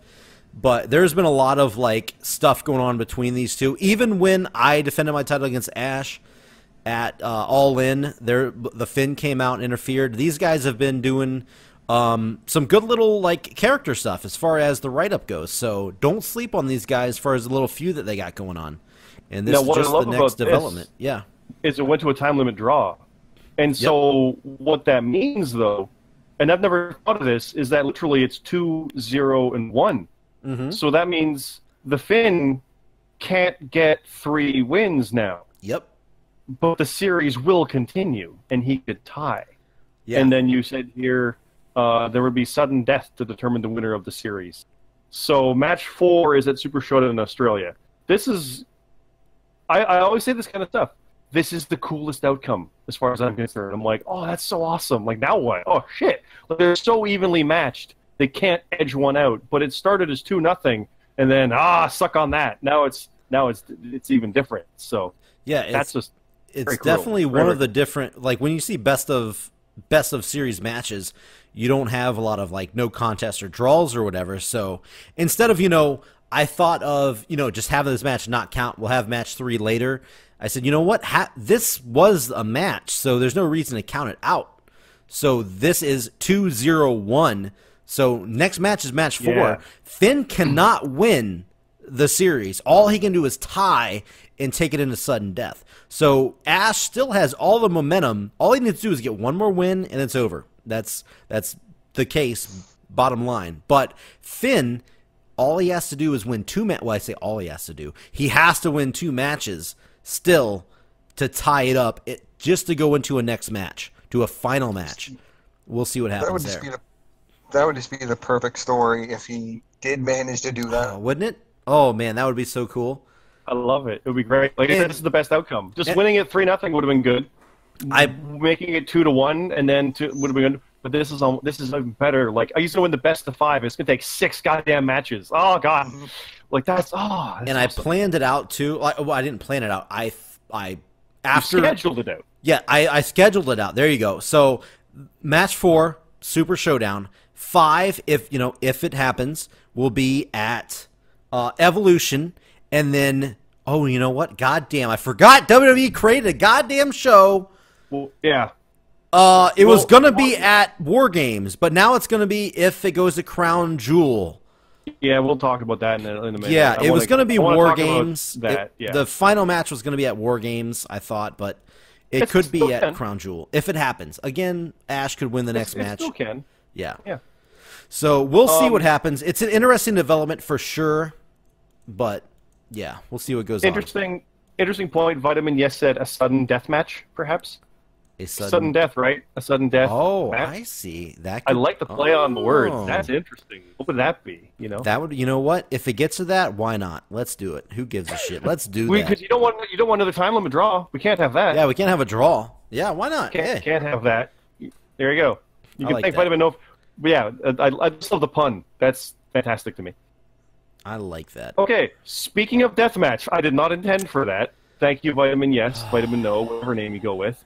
We have the Chaotic Maniacs, Broken Nerd and Baron Ash, who, for the record, I believe nobody thought would win, against your boys, the UVC, Judge Jet 9 and Bastion, 56-31. Yeah. And this is a death match. 56, holy shit. Yeah. Just if you want to look at statistically what happened wrong for UVC was the Daniel Bryan and Bree match. Daniel Bryan and Bree losing was they put 6 and 5 points on this match. In a death match, that's double the points lost. So they lost 20. That's how the outsiders 20, lost. We lost our big ones and it just tanked us. Yeah, 22 points, I believe it was, 21 points, whatever. They lost off that match. That tanked them, and that's what got them the actual loss in the match. But then you did a write-up. Yeah, the write-up. First of all, before we get to the write-up, I want Jut pointed out to me. By the way, we have a little UVC chat, as expected. They were very disgruntled in the chat. I don't want anybody to think they weren't. They were very heartbroken. They were at some points mad at me for putting them in a death match. We talked about that last time. Yes. Like, why another death match? And the whole story that you were hoping for was they would go around and just destroy all the teams. I thought it was going to be a new gimmick. I thought, we would get a new gimmick going where they were going to be these death match just crushing the other tag teams. But no, they lost their very next death match after killing Lee pretty much. Yeah. And, man, Jut said this could possibly be upset of the year. I don't know if that might be a stretch, but he did bring it up, and who knows? I haven't thought of a bunch of upset of the year matches, but who knows? This could possibly be a candidate. And now I don't want to take anything away from Nerd and Ash. Holy shit, they pulled it out, dude! Like, all Ash, oh my god, all Baron Ash. By the way, just want to point that out. The UBC, they tanked it. Yeah, no, their opponents did great. So let's not take away. Most individual points on the night, Baron Ash. He put up the highest score individually on the night over everyone else on the card. Baron Ash did. So there you go. Congrats to him. He did a great job. Now, again, being a deathmatch, like it's tough for these guys, but I can honestly see, especially because of the write-up, they can come back from this. But I like the idea, like the tag division is dead. That's their claim, and then this happens. Like, oh, maybe not. Oh, well, who are these guys? Who was Twin Mazement? Well, there is life in it. Like, they're going to try to kill them, but doesn't mean they're going to do it easily. So there's what if it's a normal match? What if it's a different kind of match? Like, a rematch potential on this is definitely there if they live. The write-up, I had no idea about this. Bomber, do you want to elaborate on what you did here? Yeah, Jut, obviously in our chat said there's no way we could lose this match legit. And then he said, if we did, I'm going to fucking kill Broken Nerd. So I was like, okay, well, I see what you're saying, because they were so mad they lost to Broken Nerd, by the way. Baron Ash, they were okay with. They were fine. They were so mad they lost to Broken Nerd, which, he lost to Fart Bucket. I don't know if that's where it all comes from, but Broken Nerd's got some big wins in his career. He beat Woody, for God's sake, one-on-one. He's not nobody. Yeah, he's not a complete nobody. He's original. He's been around for a long time. But either way, I thought of the idea. Jut was also wanting to do stuff with you, Scott, and I'm like, we kind of already, past that. We kind of, that ship has kind of sailed.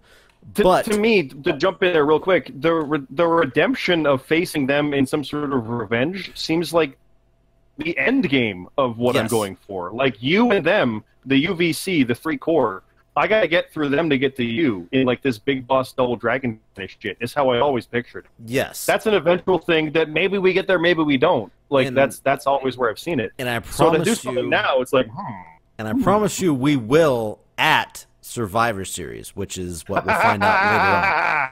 But either If I way, can. yeah, If. as we get there, as far as that's several months away from now. But Now I know. Now I know. yeah, either way, I will say this. So yes, it makes perfect sense for Scott to still be mad at UVC, obviously, for killing his partner. So I wanted you to interfere, but yet I didn't want to do the typical, he runs in, attacks him, interfere kind of deal. So I thought, what? No, I operate bigger than that when I get in. Yeah, I thought, what crazy That's my thing? alley. Yeah. I thought, what crazy thing could I do to make like this, make an impact, make it like a memorable moment? And I thought, why not have Scott operate some kind of crazy equipment and knock down the Titantron, which ended up falling on the UVC, both Judge and Bastion, crushing them below it. So if you read the write-up, basically Scott used some kind of heavy loader, I think. Yeah, said, a loader, which Thank is... you for not making it a Zamboni, but Yeah, it wasn't a Zamboni. Jesus Christ. No, Okay. it is. I actually did research. I googled this. I googled really? construction equipment names of things. So I made sure I got the Nice. proper term. And if you look it up, it is called a loader. It's got a giant bucket scoop on the front, and basically I had him crash into the set. And it basically dislodged the giant Titantron above the entranceway, which fell down, crushing Jut and Bastion. And Bomber came out, all the staff came out. Bomber told the ref, they can't compete. This is over. This is done. The ref called for the match, ended up awarding the win to Chaotic Maniacs. So they got a win by default, which a win, like I said, a win's a win. It was a great win. I didn't try to discredit anything for them, but I try to drive the story. You know what I mean? I hope people don't think he just discredited the win for Chaotic Maniacs. I didn't try that at all. What I think they need to do is run with it and be like, we'll take a win no matter what. And hell, if anything, they can be mad at me for ruining it. Let's go. I'll fight anybody is what it is right now. Yeah. So that could always work as a long-term thing too. Make the most of that kind of thing. It is kind of like they didn't get any offense on it either. That does kind of take a little bit away. Actually, I thought of that as I was typing this up, but I was like, I thought of the idea of the whole. The main plot was UVC, Scott, that whole feud that they got going on. And the fact that Bomber had Scott arrested at the last show. He had him taken out again, escorted out of the arena again for the second show in a row. So basically that's the story that we went with, and it happened to be Chaotic Maniacs got the win there. And who knows the condition of Jut and Bastion going forward, by the way. So now, amazingly, when I did see I had Fart Bucket in an opening match, part of my brain went, does that mean I'm doing something on the main show during something? That's immediately where my brain went. I'm like, if I don't have a main match with this storyline, am I just getting involved somewhere else? We'll see. Not that was planned, because like you said, Jut was thinking that, and those guys were there, so yeah. I will say, I'm not going to exactly say what I had planned, but I obviously was hoping my boys got the win, which they didn't. So, it's a legitimate contest. You never can predict or plan exactly what's going to happen. Yeah. But kudos to them for getting the win. But I had something else planned out, which, just didn't happen. And it did not include Scott. So for you, Scott, maybe this actually helps you more than you thought it would for Chaotic Maniacs getting the win. As far as exposure. It kind of does.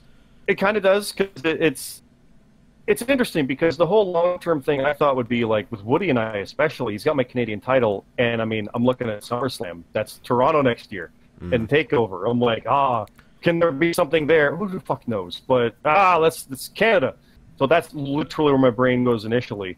But why I have a death match with him in a couple weeks? What? Yep. Oh, now? Okay.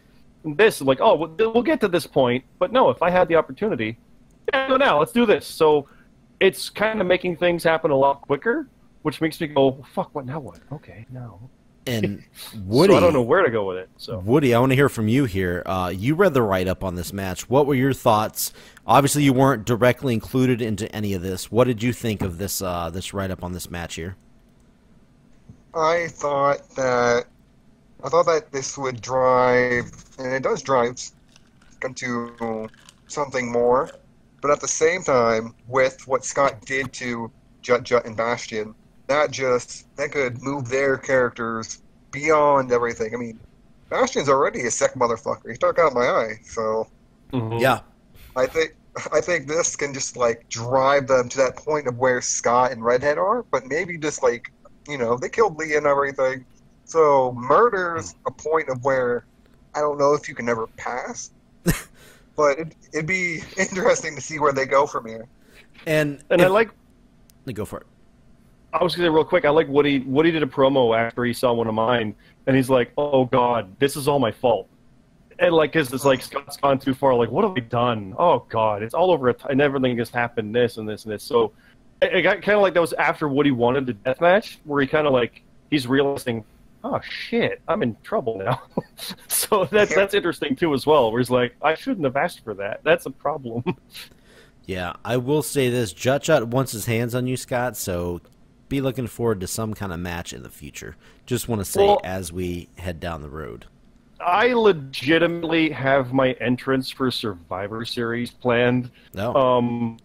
But there's 8 shows between then and now. Apparently, yeah. Kind of is. You will probably face each other at some point one-on-one before that. Just want to point that out.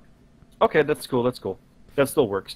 Because, we have been calling each other out in the Discord chat. Yes. Like, every chance we get. And it's great. Because he's, like, flippant nonchalant about it. Because what am I going to do? Yeah, that. Which I didn't write, by the way. But that is what I'm going to do. So now what? Let's go. Let's bring it. So. And You have me arrested again. That's not good for a foreign person in the States, Homer. This is problematic for me. And I'm not American. honestly, that whole write-up I didn't have anything planned at all for me versus Peanut is my bitch 69. But the way that went down literally bled into the write-up for the Bomber versus Peanut is my bitch 69, which I thought ended up going pretty well. So if you want to introduce the I match really like that, where you won 28-9 in a death match, winning the Ultraviolent title, which, if I am correct, forgive me, but that is the first time that someone has had 2 different titles at the same time, if you don't count Woody as Canadian champion. Correct. Sorry, I had to get that in. Yes, correct. Legitimate that is title. Yes. That is correct. And you did it, and you didn't want to do it. You were on record for like 8 episodes saying, "I don't want that." I think everybody's aware how much I tried to avoid this, but I won the Road Warrior title. I will not ever obviously throw a match. So if I'm in a match, I'm going to try my best to win it and try to predict as best as I can. I ended up winning the Road Warrior title via the Tournament of Death. So I mean, it kind of just happened. And this match right here is the reward for winning the Tournament of Death. So it was just, obviously it has to happen. And it just happened to be I'm already the World Warrior champion, so boom, there you go. And I love how literally, like, you had Jut and Bastion taken to an ambulance, and you're like, damn it, get out here now. Yeah. Do it now. I'm angry. Fight me now. Which was really great. Yeah, I basically tried to be a pissed off character, yeah. And then Peanut came out saying, or Peanut's bitch came out saying, I don't give a shit. And then that brawl happened. So that was really, really good. A natural flow to it, like an old ECW show where one led to another. Yeah, and I don't know why. I just pictured, the crew basically working on, trying to get all these, guys out there working on fixing the set. And I was like, why don't Bomber and Peanut's my bitch? It's a death match. No rules. They just go out there and we fight on the equipment they're trying to fix and just that's awesome. Slamming each other onto the Titantron, sparks flying everywhere. Peanut's my bitch leg caught on fire at one point because of the sparks, and it just again all of this just as I was typing the write up for this, it kind of just flowed. I did the write up for that, and it kind of just spawned shit in my head for this match. This match, like I said, never really planned on anything. It just kind of happened and just went natural flow of things. And yeah, it was a big win, almost a 20-point victory there. So, yeah, I'd kind of just put Peanut as my bitch, down, I guess. I don't know how to say it, but yeah. Woody, as the world champion and the Canadian champion, how do you feel about Bomberland claim to having 2 championships at once and being the first one to do it? Is that better than being the world champion? First of all, let me ask that. I don't think anything's better than being the world champion. Okay, yeah, yeah, I'll give you that. But I will say it's cool that, officially, you having 2 titles at the same time. That's a pretty good claim. But I think, being a world champ is a little bit better.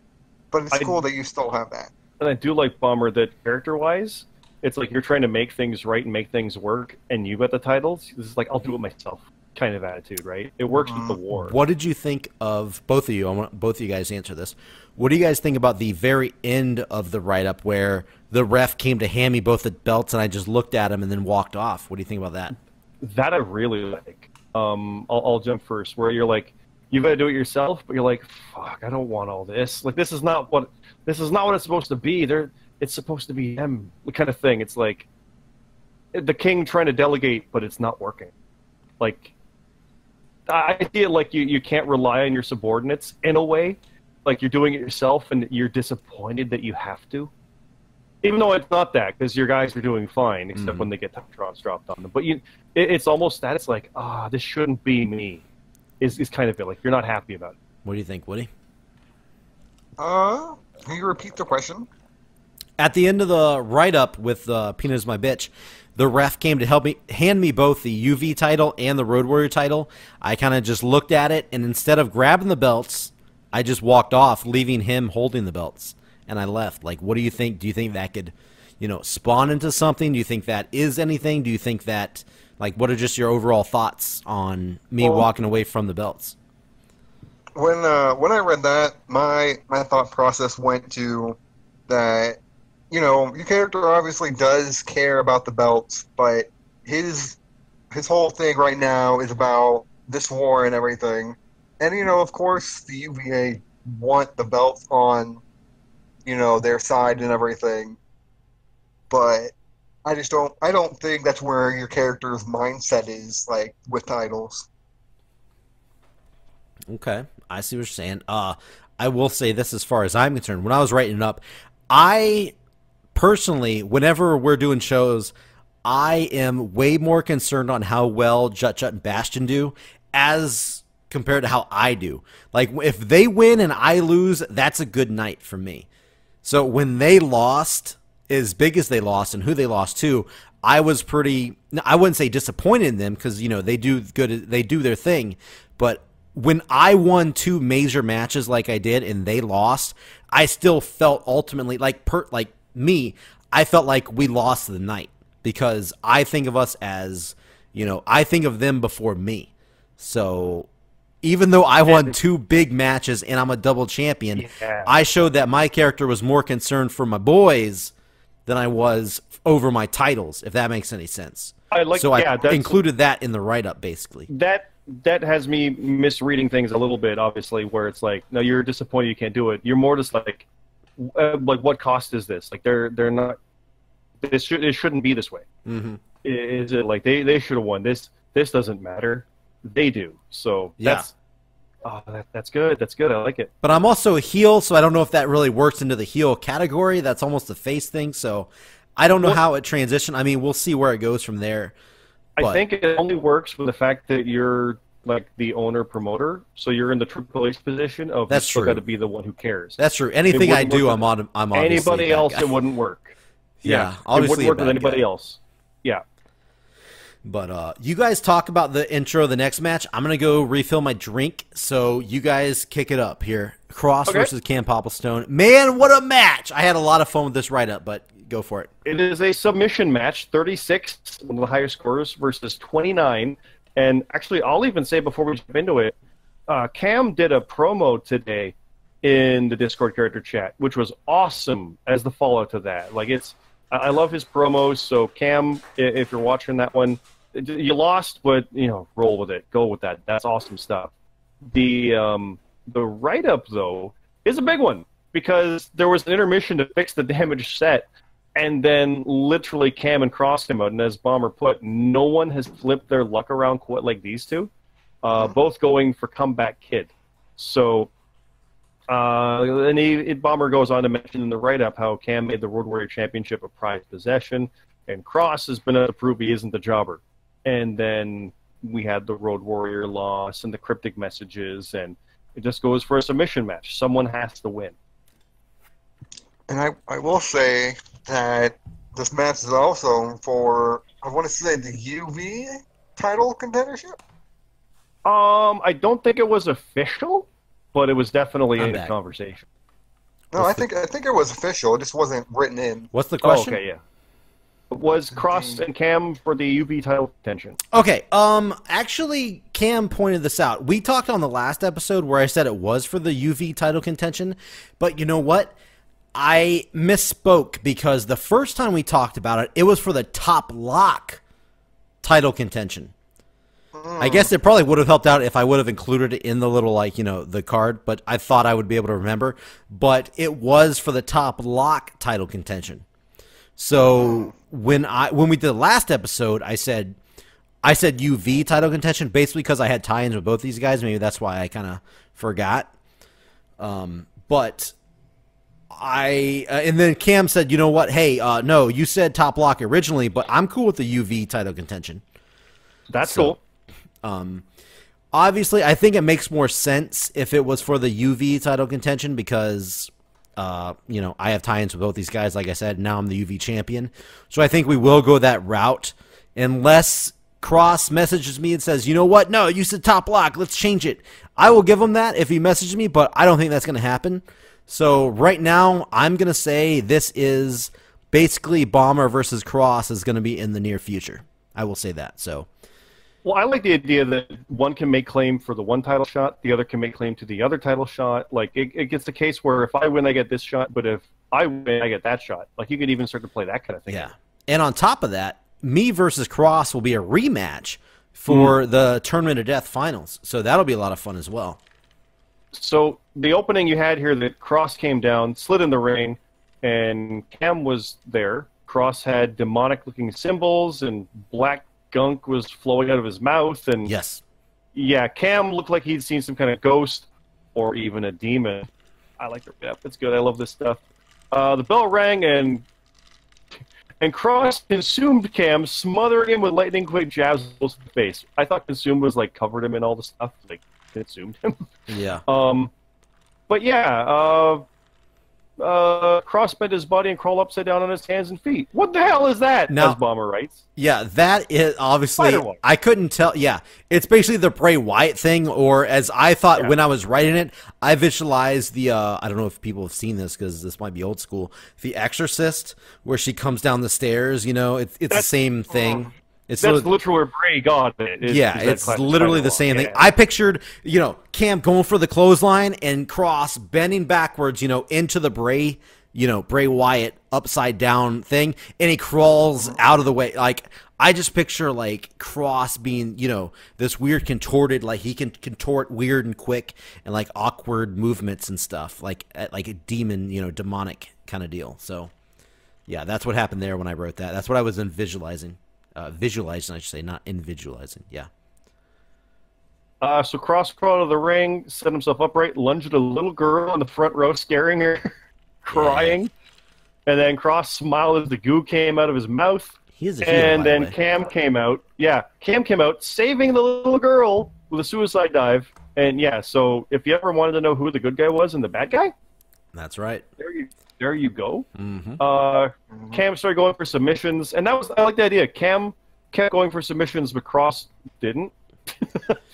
I kind of like that, and the write-up I'm noticing here in the earlier parts of it, it's like Cross never went for submissions early on. Nope. That's cool. But Cam did. Cam's like, I'll submit this. He's going hard pick base. Of course he is. Yeah, I'm with you, Cam. I pictured him, like, when I was doing the write-up, I pictured him going for the submissions, and as I said, he, like, contorted out of it. Like, yeah. The whole time, I picture these weird jerking motions of, you know, these unnatural motions from Cross.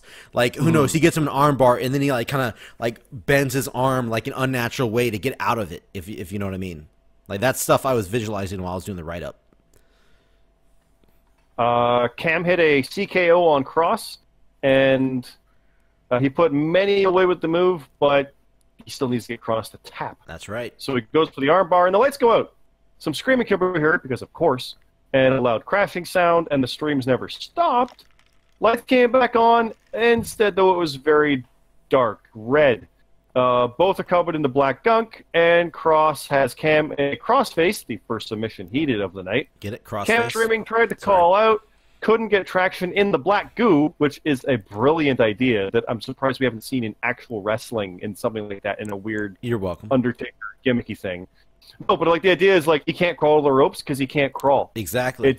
It's action. That's so that's awesome. Cross knew what he was doing and liked it, and Cam tapped out. So you could argue that Cam could have had it if not for that in a normal match with a submission, but he couldn't escape from it, so he got bested on that night. Yep. So that's one of my favorite write-ups for that kind of thing. I had a lot of fun. Oh, cool. Yeah, I had a lot of fun with this one. Plus, it was a callback to All In where he got like gunked in his match with JD. So yeah, it was a kind of callback there. But I do have a lot of fun. Like I have a lot of fun stuff playing with Cross and his character. So I hope he keeps winning. That helps, propel his character into the future. So we'll see. But again, it's all on him.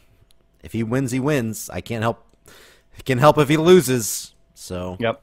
Like you were saying with Red just needs to get those wins, and when the wins happen, everything. Yeah, exactly. This could be the same kind of stuff that Red could be going through if Red could be getting these wins in a row.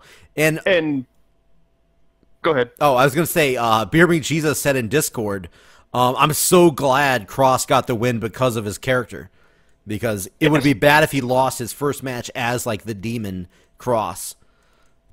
So, yeah. And I love the idea of what's going on now with how crazy some are. Like, I've just got literal vigilante death wish kind of crazy going on right now. Redhead is just like sadistic, make you bleed, and I'ma drink it, and paint people with it crazy. Yeah. And you've got Cross, which is fucking demonic. You can't even explain this level of crazy. That's cool. It's three distinct different ones going on. Yeah. And my favorite stuff with this kind of stuff is what happens when they run afoul of each other. Like, that's right. But what happens when the normal gets involved in it? Like, Cam, I'm gonna wrestle you and submit you. Like, I love the old thing with Bret Hart and the Undertaker. It's like, welcome to the real world. I'm gonna make you submit. Fuck though, he's undead. How do I do that? Like, it's fucking wrestling. It's great. So this was a fun one. I really like this. I love Cross winning. Again, if Cross didn't win, it'd be tough to make it work. But it's the perfect storm of that win. Because even if he loses the next one, this was the one that mattered. So. Yeah. What do you think about the write-up there, Woody? What do you think? Because I know your boy. I know Cam's kind of like your boy. You were big on Cam. So I was too, but yeah, go for it. I'm still very big on Cam. I think that for me personally, whenever he made his career resurgence, was one of my favorite storylines to read. How he just kept winning and winning and winning. And now it's going to be interesting to see, like, if he does kind of like a hippo in a way and, like, slides down, or if he just rebounds and, is better than ever. Well, that would be interesting. Yeah, that's true, because I know he was down on himself in the Discord chat that he lost this match. And, man, you can't really do that. You've made such a big, like, thing out of the Road Warrior title. I just hate to see him down on himself after he lost, 2 matches? No, he even won his last. No, he did lose to JD. He did lose JD. Yeah. But, man, you can't really be down on yourself. You've made such a big resurgence, as you said, Woody. Like, don't be down on yourself. You've been doing so good as of late. Yeah, you did lose. This is a high-profile match. Look at the card. You were 1, 2, 3, 4, 5th match down on the card in high-profile, big match. Don't be down on yourself. The good stuff. You've been doing good stuff. Good job. Just keep it going. It feels like an NXT loss where you're not really damaged by it. Yeah. You're fine. You're good. It's just you didn't get the win on this one. And just think, no matter what happens next, that rematch is a thing. Because now Cam can be like, all right, you beat me in this weird thing. I want mine. What kind of match is that? What is it, a normal match? Is it some other kind of stipulation? No count out? No DQ? What do you go with that? Because a submission match is its own weird thing, but what if there's no submissions? What if it's pinfall only? Now what? And knock him out. Like, that Plus- rematch is immediately interesting and high profile. And plus, me and him still have unfinished business. We'll face off Yeah. at some point down the road based off of when he came back. I was the one that fired him, all that kind of deal. So obviously Yes, that's coming up at some point. Yep. That's the story that I'm waiting for. Like, I can't wait for that. And it's just like, oh, I can't. And I mean, storyline-wise, it makes sense for him to be down. But, legitimately, don't be down. Storyline-wise, it's okay. yes, that works too. storyline, yeah. Don't ever... I do see that is the one thing that, unfortunately, I see a lot of guys get down on themselves, like, when they lose on Discord, like, you know what, I'm done and stuff. Man, guys, losses happen. I don't know. I mean, I know it's hard to say it. I've lost plenty of matches myself. Guys, losses happen. Just have fun with it. If you lost, think of a way to, come up with a story about it. Like, don't get down on yourself. Try to, make fun out of your losses. I know that's hard to say, but, just think of a way to, rebound from that loss. Yeah, so. Literally, look at what I've been doing. Yeah, I mean, yeah, exactly. I lost Yeah. 8 in a row and had a little comeback with the tag match that we only won because someone put their picks in late. And then, literally, we legit lost that, not for that. Mm-hmm. And then we had the death match, and this is all after my character started going south after the Canadian title thing. And then there's the death match, and Lee's out. I'm like, well, actually, my team's gone. No, let's go all in on this. And then I got to win it all in, and now I got the win here, which I almost didn't get. He just turned it around. So, roll with it. I've said before, if I won the Canadian title and was going after the world title right now, it almost wouldn't be as fun. I would not turn it down. I wouldn't trade for that. But this is, let's go. Let's fucking see where we can go with this. So, yeah. So keep your head up. Cross got the big win. We'll see what happens in the future. It will be against me. I'm making it official now. It will be Cross versus Bomber at some point in a Tournament of Death rematch. If I said the top block title, I'm sorry. We're gonna just skip past that. Pretend like that didn't happen. Pretend like that didn't happen. It's still a title. I forgot that was a rematch. That just makes it even better. Yeah. Bomber, you've got unfinished business with Cam as well. Yeah, I got unfinished business with a lot of people. So Yeah, you, you do. Cam, Cross, everybody. I'm coming for Cam you. in general has a lot of unfinished business. I mean, he attacked Solution and you in that War Games match. Yeah, But a Cam, Cross, Bomber triple threat would be interesting as well. You know what? You need to get that thought out of your head. All right. Anyway, Dude, what about, because remember when Kurt Angle had the Intercontinental and European titles? And he had a triple threat for 2 falls. you know what? Fall. I know exactly what you're doing. You need to move Yeah. on to the. You need to move on to the next match. We had 2 falls. 1 fall for the European title. I keep wanting to say Universal. I hate myself. And 1 fall for the IC title. And what if you had a 2-fall triple threat with an Ultraviolent title and the Road Warrior title in the other fall? All right. What if you did that with those guys? Everyone listening, just discredit everything he just said. Let's move on. That's to the next Mania match. For Let's Christ's move sake. on to the next That's match. a good match. That's good shit. You know Let's it is. move on. Here we go. It's What do we actually got? This fucked up book. I'm not going to lie. What do we got? What do we got next? What do we got next? We got the Tag Team Championship. Is what we got next. Yeah. I'm scrolling up to get where. There we go. Who Warden and Pyramid? Yeah, those guys retained 65. Jesus Christ, to 51 over your real life boys, Daddy Kink, that guy Jack and Kev. Let me say real quick, 65 would not have been enough to defeat Twin Mazement, for the record. That's true, and I brought that up The on Discord. Or the Enigmas. They would have lost to either team and lost their tag titles. And you know what they said? They almost, the 56 in the death match, if it wasn't a death match, the Maniacs probably would have beat them too. So this was a rough one for those guys. Actually, yeah, Chaotic Maniacs probably would have had the highest score if it wasn't for that death match, you're right. Yeah, because you wouldn't have the minuses in there. Yeah, the double minuses. Yeah, double minuses. So if it wasn't for the fact that it was Daddy Kink, which again, I love that those guys got a show, they would have lost their tag titles tonight, or last night. It would have happened. And when I talked to him, I brought it up because we were in the voice chat during the show, and they were like, you know what? Yeah, that's fine. Everybody can score higher than us, but when they face us, they can't beat our score. Which, you know what? That is the perfect way to word it because people do. I've seen often where Solution was in a title match, but other tag teams got a higher score on the night, but yet whenever those teams go against them, they just can't beat them. So, and I love that mentality because when it counts, great. it counts. That's all that matters. That is fucking tag team championship thoughts right there. That is good shit. Longest tag team champions in history. Obviously, you can't take anything away from them. They're my goddamn fucking nemesis. They're just the greatest tag team in history right at this point in time. Can't take anything away from them. They defend the titles again against my real life boys, Daddy Kink, XO Kev, Kevin, Jack, that guy Jack. But you know what?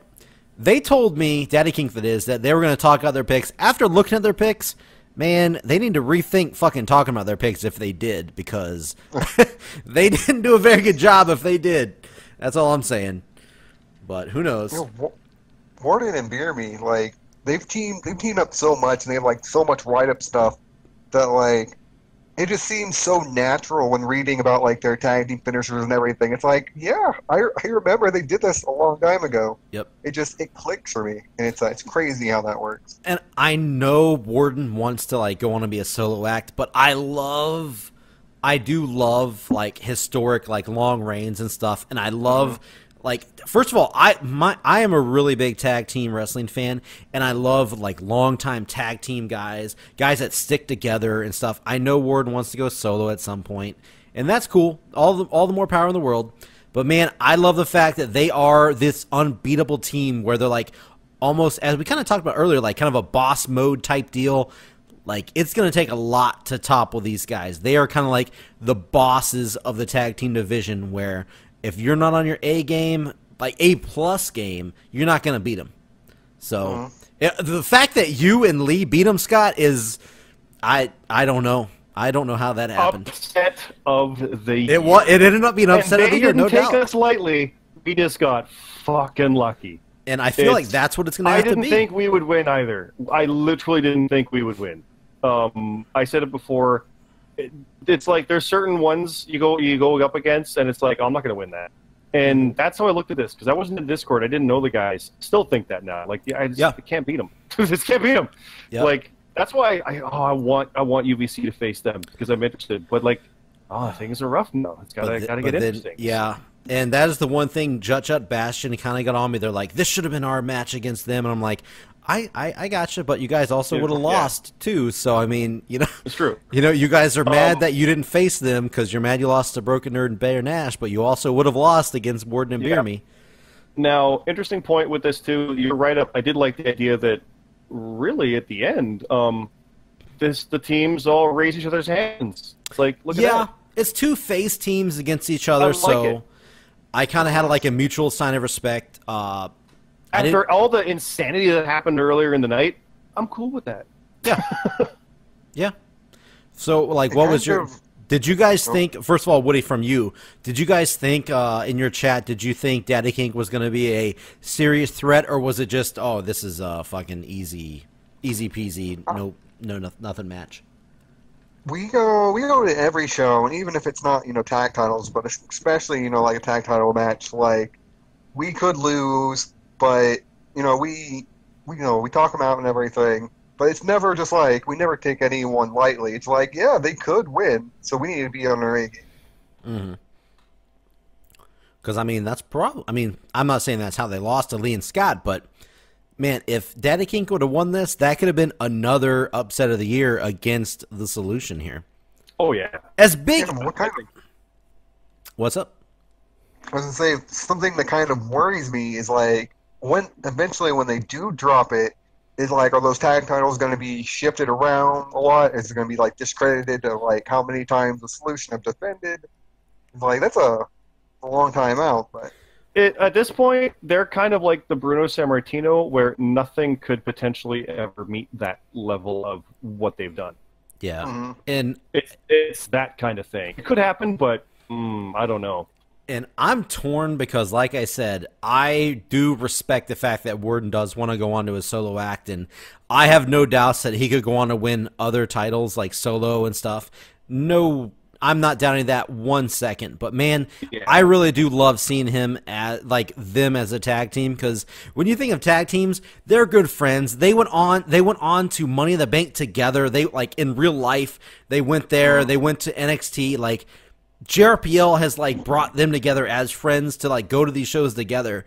That is like the perfect. When I think of tag teams, dude, that's like they're like the tag team I think of. So, like I said, I know Warden wants to go solo and stuff, but man, I really do like them as a tag team.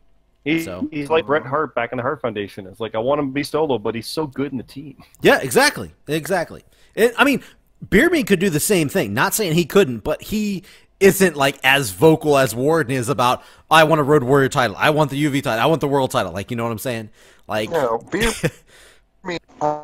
I'll say this now. Beer Me's more just like go with the flow. He's like, yeah, I'll do that. What do you want to do? Yeah, I'll do that. I don't care. I think what people need to realize is when these guys lose the titles, it's going to happen.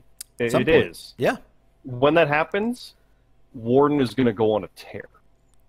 Yeah. I mean, and like I said, Beer Me is too, but solo, they just go. Yeah, you know what? You're right. They both.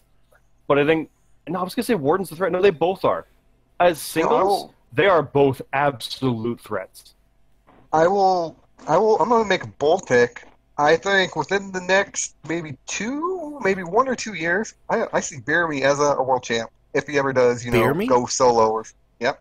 Beer Me, Jesus. Wow. Okay. I see both. I can easily see both. I can see both. I mean, I'm not trying to, start any like, shit between you guys, but imagine Warden versus Beer Me Jesus for the world title. Oof. That would mean Woody doesn't have it. What happened to Woody? Oh, well, he got killed in a ditch somewhere by Bastion. Oh, yeah. Bastion killed him in a ditch somewhere, so we're good with that. Oh, god damn it. But anyway, moving on. Woody, I'll avenge you. Moving on, we got a couple more matches. Next up, we got a non-title match: Modstep versus Victory Green, 38-32. Now there you go, the second highest score of the night, Modstep. Like I said, Modstep had 38, and I believe Baron Ash had 39. And Baron Ash had 39 with a death match score, by the way. First of all, I want to point that out. But Modstep had, I believe, the second highest match of the night, or score of the night, and everybody was mad when I put him against Victor Green for the top block title.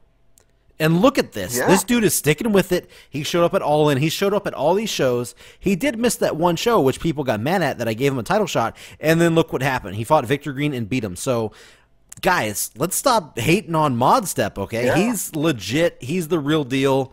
I think he's explained that he's back, like, for real by this performance here. So, I think this makes him the number one contender now. Yeah, I think he's finally. I hope you guys realize he's now definitely going to get that title shot against Victory Green after this win here. Pretty decisive. I mean, they both scored good, but 6-point win over the top block champion is pretty good. One of the only other double 30 scores, Tom and GMSC and the best of 5 were the other two. Nothing else had both guys in the 30s, except, like I said, I keep saying, sorry, the opening match. Yep. Ridiculously enough, I keep forgetting that one did too. Yeah. Yeah, no. As far as this didn't get a write-up because there really is no big story going into this. So, sorry, but there's no big write-up here. But, man, Modstep is the real deal. You need to take him serious. You've always needed to take him serious, but this is the exclamation point on that. That he's the real deal. He's here. And double up on that with the fact that if he didn't have the title shot, fair enough. Well, he just beat a champion. He gets the title. Oh, yeah. I think it's legit that he is officially... he's the number one contender for the top block title now. There's no questioning that. So, we'll see. Victory Green, he doesn't take many losses. He's been under the radar. He's not a very vocal guy. Victory Green is a fucking legit dude in the JRPL. So, when he loses, it's a big deal. And he lost here at Hell in a Cell, one-on-one. Speaking of write-up, a non-title match, second in a row. Yep. If Woody loses, he will defend his world championship against the winner at the Sewer Showdowns. He defeated Nate Myers and Legit Boss 2K 35-32 to 26. Ooh, yeah, I got close there for a minute with Nate Myers. First of all, Woody, were you sweating it? Because I know it was really close throughout the night.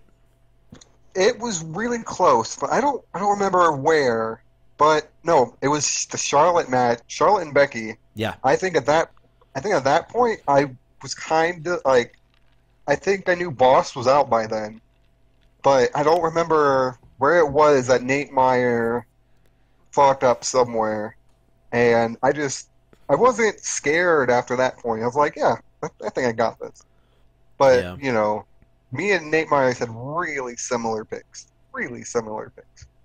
Yeah. And I'll just mention briefly that Pug in the Twitch chat mentioned if the main event of the actual show didn't get thrown out, there would have been a lot more plus 30 scores, which is fair. That's true. No scores from that main event counted. So when you got all these 27 and 28s, very true. You would have had it there, to be fair. Mm-hmm. There was a lot of top blocks on that main event, actually. So. That too.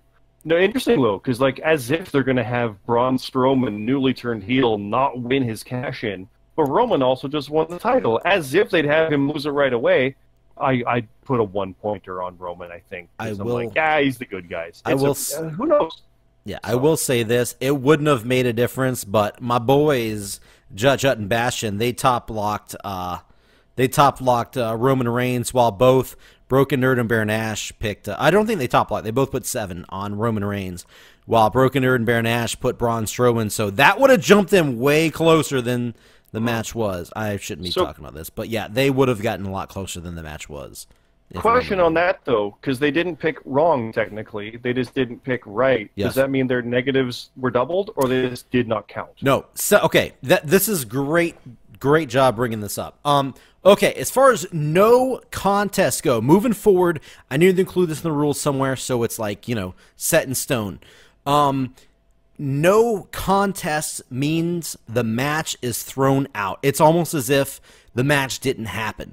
So if a no contest happens, the match does not count against or for you. Okay? So everybody, if you're listening or, future, present, whatever.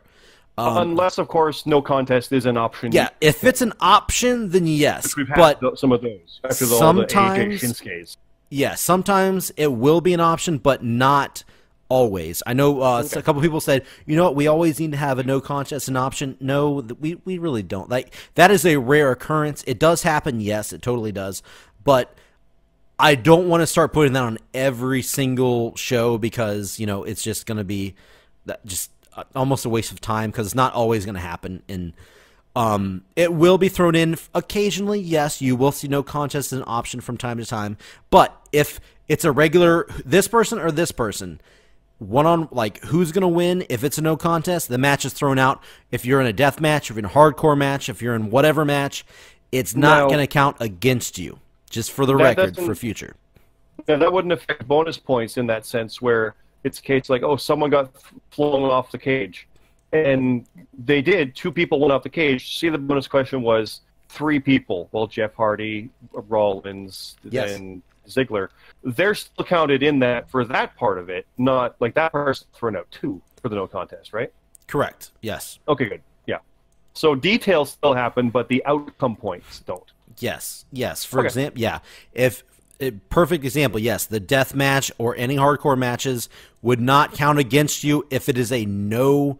It has to be ruled a no contest. If it's a DQ, that's a different ballgame. If it's a double DQ or just a single DQ, complete different ballgame. The words no contest means the match is thrown out. Okay? I can compare that to UFC. There was Daniel Cormier and John Jones. John Jones won. Yep. He was champion for about 2 weeks, but then failed the test. So it was overruled, became a no contest, which means literally Daniel Cormier never lost his title. Exactly. Technically.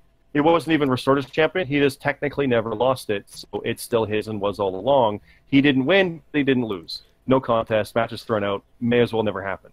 Same idea here. The points don't count.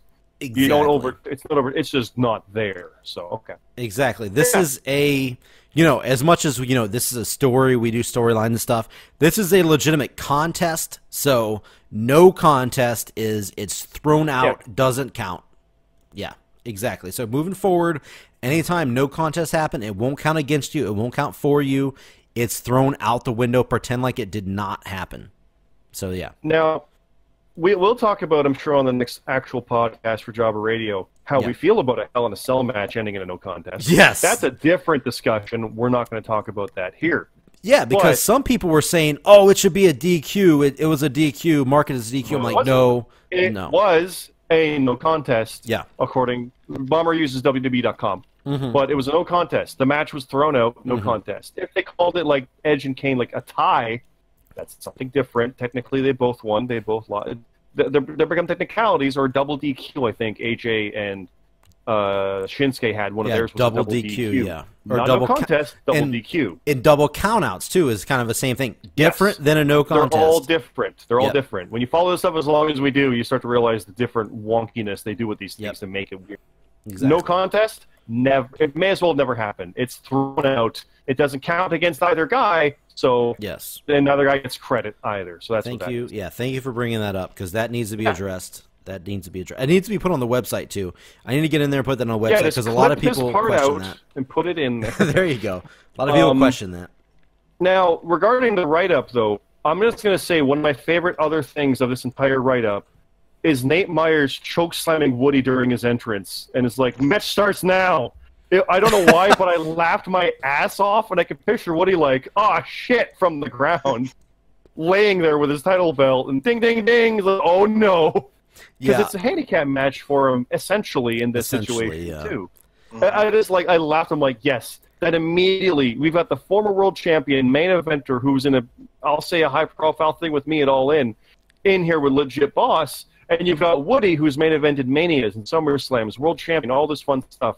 And Nate Myers hasn't been there in that. That immediately established him like, oh, shit! Uh-oh! Like, that was a great thing. I really liked that. That was a good job, Bomber. A really good job there. I basically pictured him. He was on the outside of the ring. He wasn't in the ring, but he's on the ring apron and he goes up and does the he stands up on the outside of the ring on the ring apron. I'm trying to word this visually for you guys, where he's taunting with the belt around his waist and he's looking out into the crowd, and out of nowhere, Nate Myers comes up, grabs him from inside the ring and chokeslams him into the ring.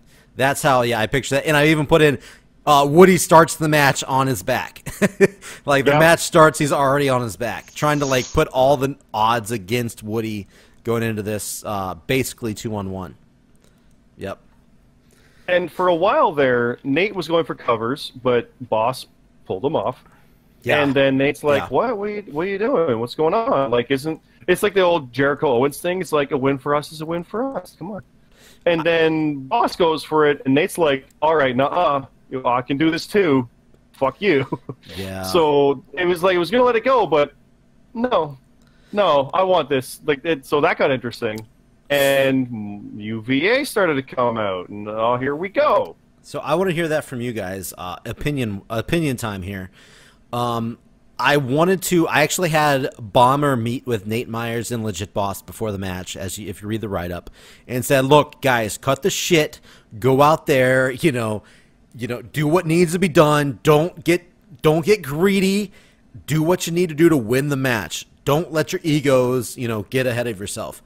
Yeah, now, cancel each other out. Woody will win. You don't want that. That's what none of us wants. Yeah. In your opinions, while reading the write-up, was that too much on the nose as far as what's going to happen? Just, for my future write-up, obviously that was going to factor in because, hey, a world title shot's on the line in this match. You're not going to, let somebody just get the world title over you when you have the opportunity there.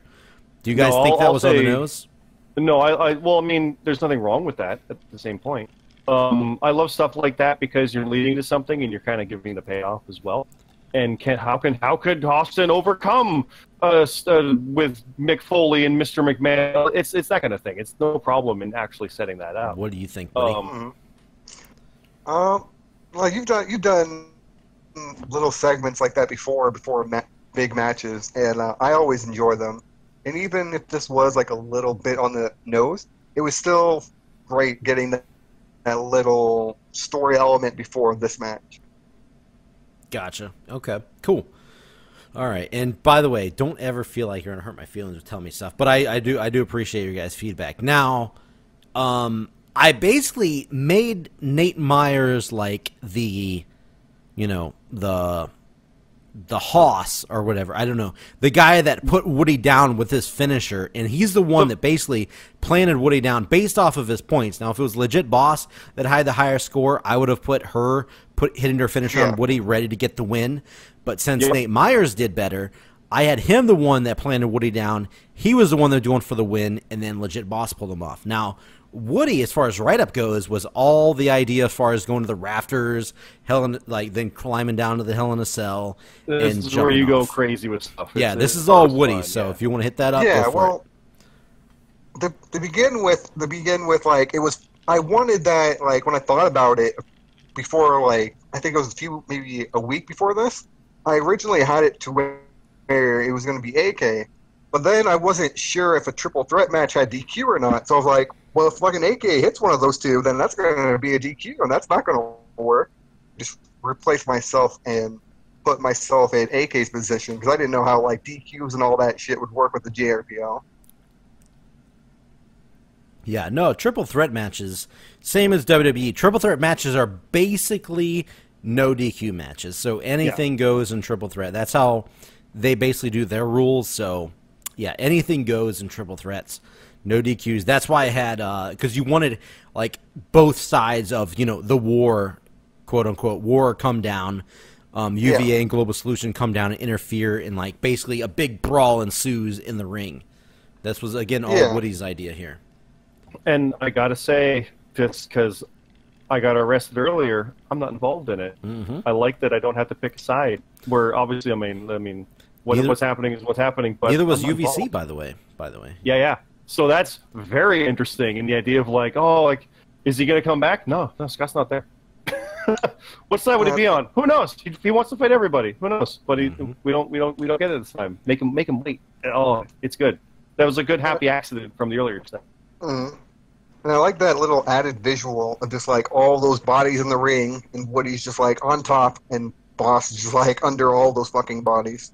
Yeah. That might be my favorite weird, ridiculous pinning situation where it's like, well, technically shoulders are down. 1, 2, 3. Yeah, I put Boss was underneath all the bodies.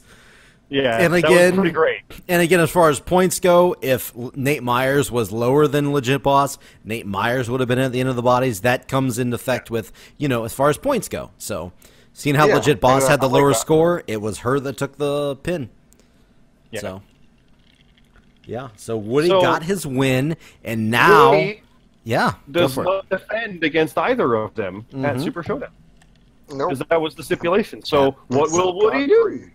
I don't know. But what is Woody doing? I will say this. I will not give you your match, but I will say, just because I just want to let you know, just because you're not going to defend your title against Nate Myers and legit Boss doesn't mean you're not going to defend your title.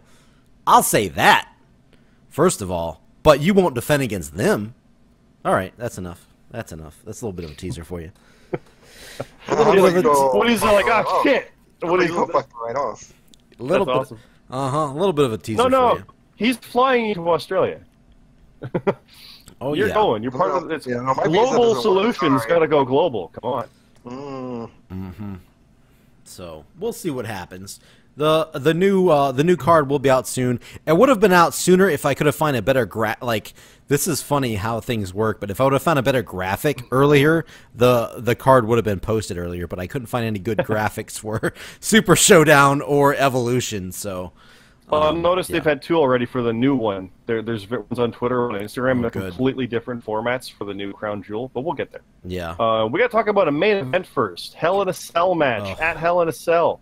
Winner gets a world title match at Evolution. Bionic Knee defeated Hiroshin Moses 34-18.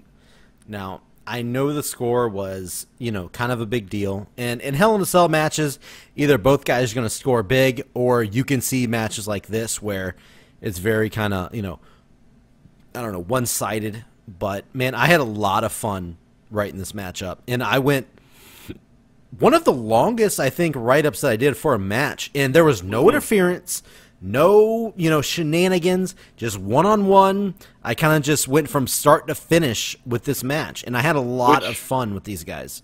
That's what the night needed after all the craziness. Yeah.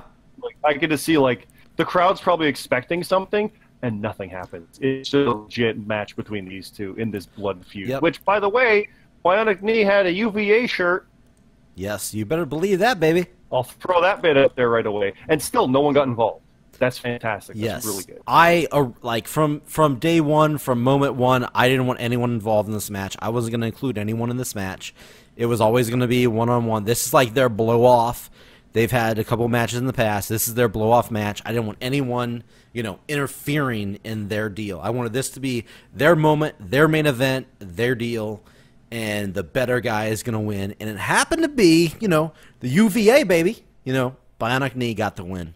So very happy about that personally, but, it worked out in the write-up as well.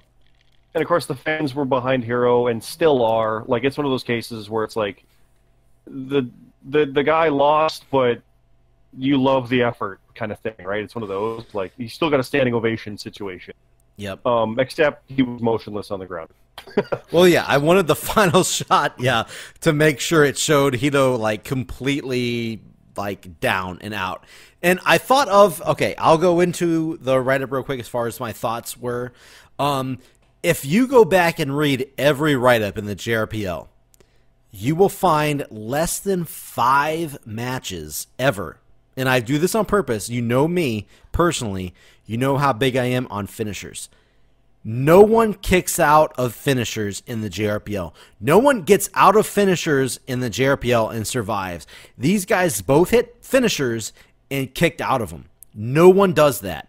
Ever. That made it impressive. Yes. Because, you used it right. I kind of make it a big deal. Good instead of evil. Yes. There's not going to be 18 finishers in one match. If you go back and look, I don't point it out except for right now, but I don't point it out that, somebody kicks out of a finisher or somebody never kicks out of a finisher. It just never happens. But this match, they each kicked out of a finisher, and look at that. I tried to make a bigger deal out of, what it could have been. And Bionic Knee and Hiroshin Moses, I tried to make a very big deal as far as the main event goes. And I hope that it landed with you guys out there.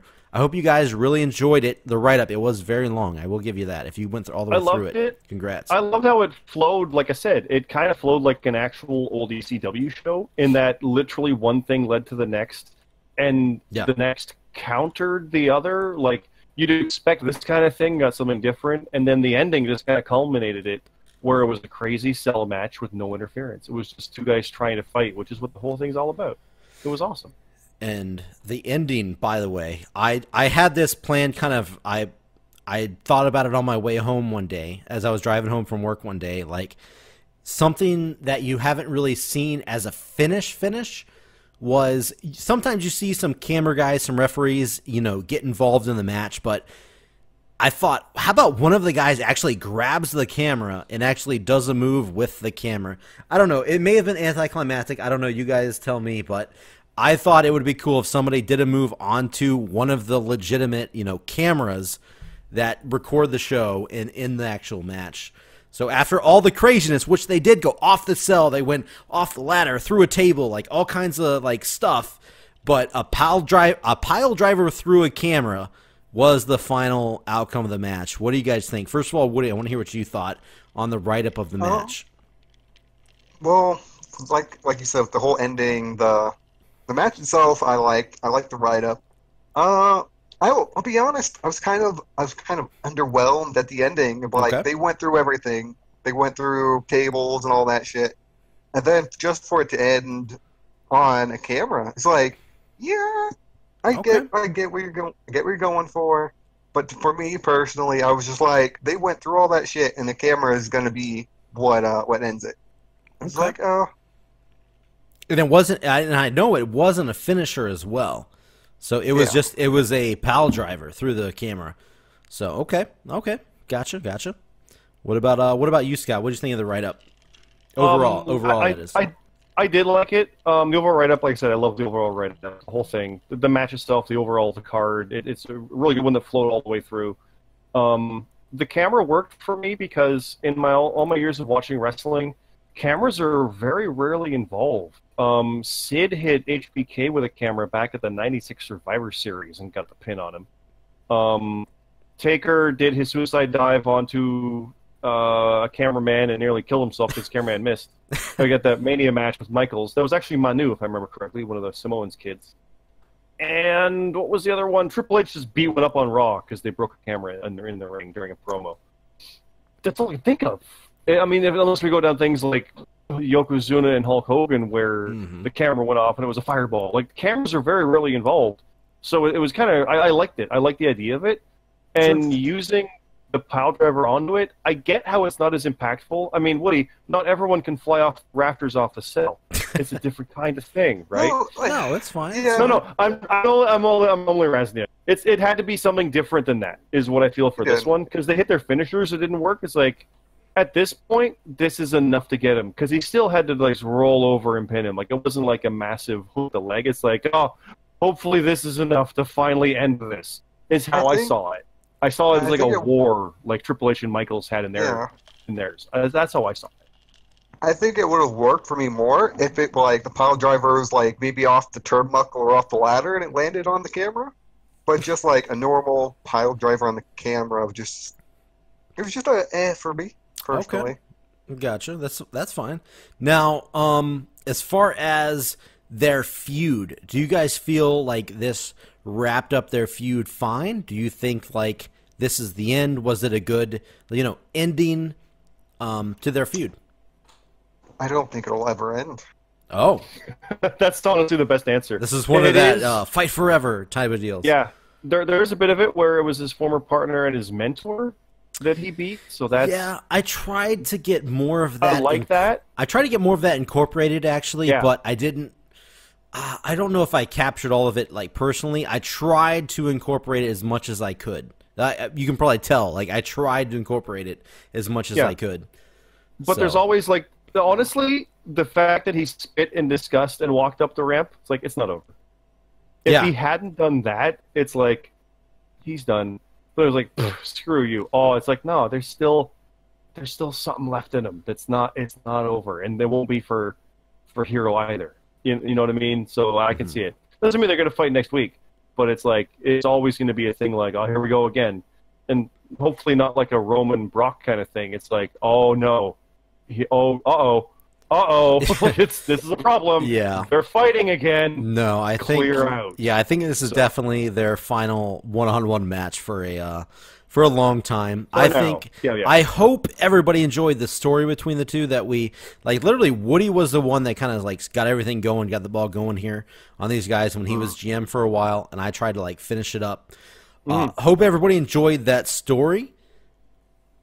I think it worked well for the main event here, and I will say they probably will touch in the near future, but definitely not one-on-one for sure. Yeah, this is like the end of their one-on-one feud. Definitely, yeah. So this was the climax. This was the end. This was the conclusion. But hey, like you said, you never know. They will get going at some point again.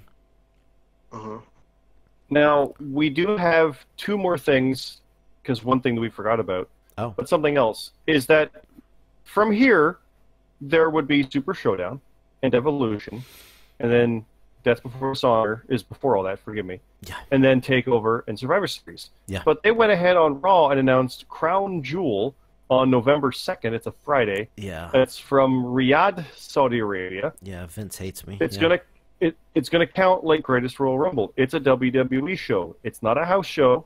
It's a show. It's a pay-per-view. They're gonna promote it. They already are.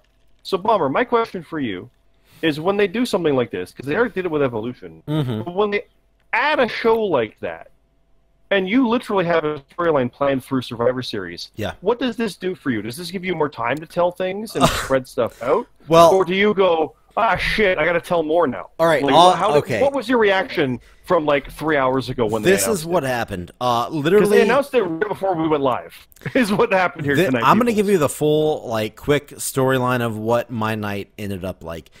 You guys were like, all right, we'll do the show at 9. So it was 7:15. I was like, okay, I'm going to go to the liquor store. I'm going to get me some Jim Beam. I had the rough week. I'm going to get that. I'm going to call Pizza Hut. I'm going to pick up some Pizza Hut on my way home, and I'm going to have that. So I I did both of those things. I came home, I turned Raw on, I watched Dean Ambrose versus Drew McIntyre. I saw Drew McIntyre finish off Ambrose, get the clean win. Which, first of all, hey, I like that. That's cool. That's good stuff. And then next thing you know, on the screen, I see, hey, Crown Jewel triple threat match for the world title on the WWE Network. I was like, what in the fuck? And then I looked, I instantly grabbed my phone, I loaded it up, and I see a message from Woody and said, looks like we got another JRPL main show. I was like, what in the fuck is going on? So, yes, I obviously did not plan this. We are kind of stretched thin as far as, getting the whole war storyline, which is our biggest story that we got going on right now, trying to pigeonhole it into Survivor Series, which I have everything planned out. And this is a whole nother show thrown into the mix. And no, I obviously did not plan on this. Obviously, we're going to have to make it up as we go, as we do.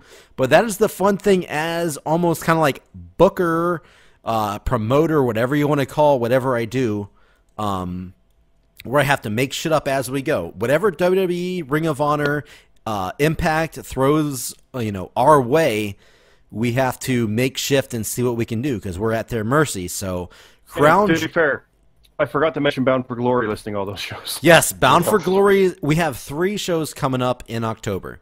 Bound for Glory this one's is November 2nd.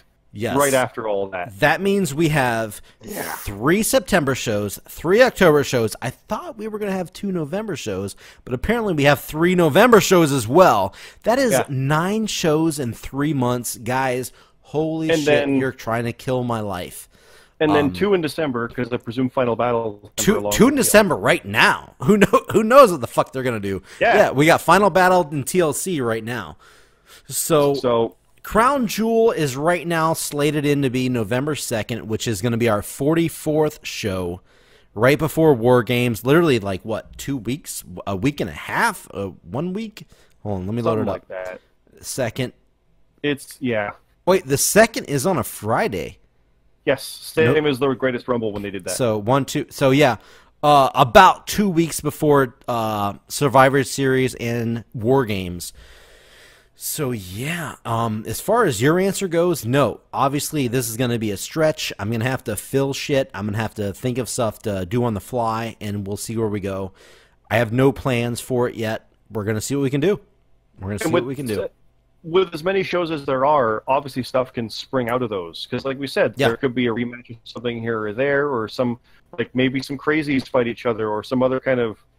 Let's get out of our system with CM, Carlito, and Hippo even. Maybe that happens there. There's opportunities based on stuff to what about this? So could be interesting to see stuff like that. Because it gives an opportunity for that, but it's also a goddamn main show. It's a WWE pay-per-view. It will be it's a network show, but we went through this. It is a main show. It's not an NXT show. It's a WWE. They're promoting it like the Super Showdown. It's legit. It's a glorified house show. Yes, it is. But it's broadcast.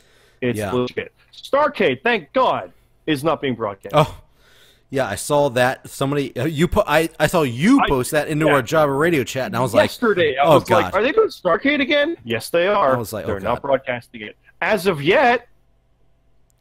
By the way, how's Starrcade in Ohio? By the way, just it's Ohio versus everything. Just wonder, There's some interesting matches on there. Yeah, OVE baby. Yeah. But no, I have no idea how Ohio is a fucking Starrcade show. But that's that's a different subject. What do you think about another show being added? Woody, like I said, you commented oh god, another one. The world champion's fretting right now, obviously. About he doesn't even know what do you mean I gotta go to Saudi Arabia again to defend it? That's kind of interesting in that sense. You've got the most frantic world championship schedule I think that is possible right now. It's every fucking time I have a belt. They pull a shit every fucking time. And I get I'm a fighting champion. I'll defend wherever, whenever. I'll even fucking defend it Bound for Glory. I don't give a shit. But you see you're seeing all this shit. It's fucking hell, just give me a break. But then at the same time, well, I do want to defend, but Jesus fucking Christ. Yeah, that means after Bound for Glory, there's 4 straight main shows until, that's until December. That's 4 main shows until December after Bound for Glory, which is in the middle of October. Guys, we are going to be loaded here, and I know there are some people in the JRPL that are loving this. Some people are like, we need to do more shows. Some people are like, we need to do New Japan Pro Wrestling shows, which I love you, first of all, for the, the enthusiasm and we need to do more shows, which legit, I love your enthusiasm. But then there's the other people God damn, this is killing me, which is, for me, as much work as I'm doing, this is literally killing me doing these shows. But I love it right now. I'm probably going to hate it later, but I am having a lot of fun. Updating the website, as I said earlier, I update the website every single day. Little tiny tweaks, little things you don't even see, little things that I do here and there. And it's gonna be a lot of work for me personally, but I am looking forward to it. I will say that. I'm not gonna hate on it quite yet. Maybe by the end of October I'll hate on it, but right now I'm excited. I will say that. Now, speaking of that and the website updates and everything, there was something that we didn't mention a couple times in a row, and it's a little weird to mention it right now considering we don't have it updated after Hell in a Cell, but the power rankings. Power rankings, yep. Power rankings will, just did the write-up today. Power rankings will be coming out after this because I do update the power rankings after main shows. There will be one coming out soon about after Hell in a Cell. And as most of you know, it doesn't include house shows. Power rankings are just for main shows. There will be one. We've meant to talk about this for literally since day one. Yes, I know we haven't talked about some of the house shows. Obviously, Woody is still going to be the number 1 face. He defended his title. He won the title, and then he defended the chance at defending his title at Hell in a Cell. So Woody will still be the number 1 face, no doubt about that. I will say, who knows? Victory Green got a loss. Maybe, Bomber is going to be number 1. He just won 2 titles. Yeah. Bomber is going to be the number 1 heel in the company. I think that's a pretty obvious statement there. And I think, wasn't Peanut is My Bitch the number 1 tweener? That might change too. Because I think Peanut is My Bitch is going to drop as the number 1 tweener as well. Not sure he's going to take a spot quite yet. We will see what happens. But the number 1 heel... What's up? I was going to say, because Kyoko's number 2 tweener. Breaker. Yeah, she's dropping. She no-showed. Yeah. Which, X-Ivy, Frenchie, Cade Gailey, Accelerator, Rab, Peanut, Captain Charisma, Real Deal, Voodoo Dreamer is 12, and then I'm there at 13. Voodoo Dreamer is going to move up quite a bit. And, as you noticed on the power rankings, the tweeners move up and down quite a bit because there is not a lot of in the way as far as wins and losses. So, who knows? Scott and Voodoo Dreamer are going to move up quite a bit there in those power rankings. Well, because like you said, Kyoko, Breaker, like that, no shows or Breaker, losses. Kyoko no-showed. Frenchie, Cade lost, Accelerator lost, Rab wasn't there, now there was Peanut. Wow, those are a lot of drops. Yeah, those are... JRH lost, Captain Charisma. Oh, God, who knows? Jesus Christ, who knows who's going to be the top of that fucking literally, list? But there was number 1 was there, and then the next person to win was number 12 and number 13. Oh, my it's me, God. Voodoo Dreamer, and me. Dear Lord. And then under that is Orstella, Matt Zion, Dave, Smell My Fart, Brandon, Blackthorn. God, there's 5 people on the tweener side that actually was even there, let alone win. Tweeners, yeah. That's going to be fun. Who knows I'm on the tweener side for now, I guess, maybe. We'll see what happens. Yeah, because we literally don't know what the fuck Scott is right now. We don't know if he's a face or heel. He is literally the epitome of a tweener right now. Yep.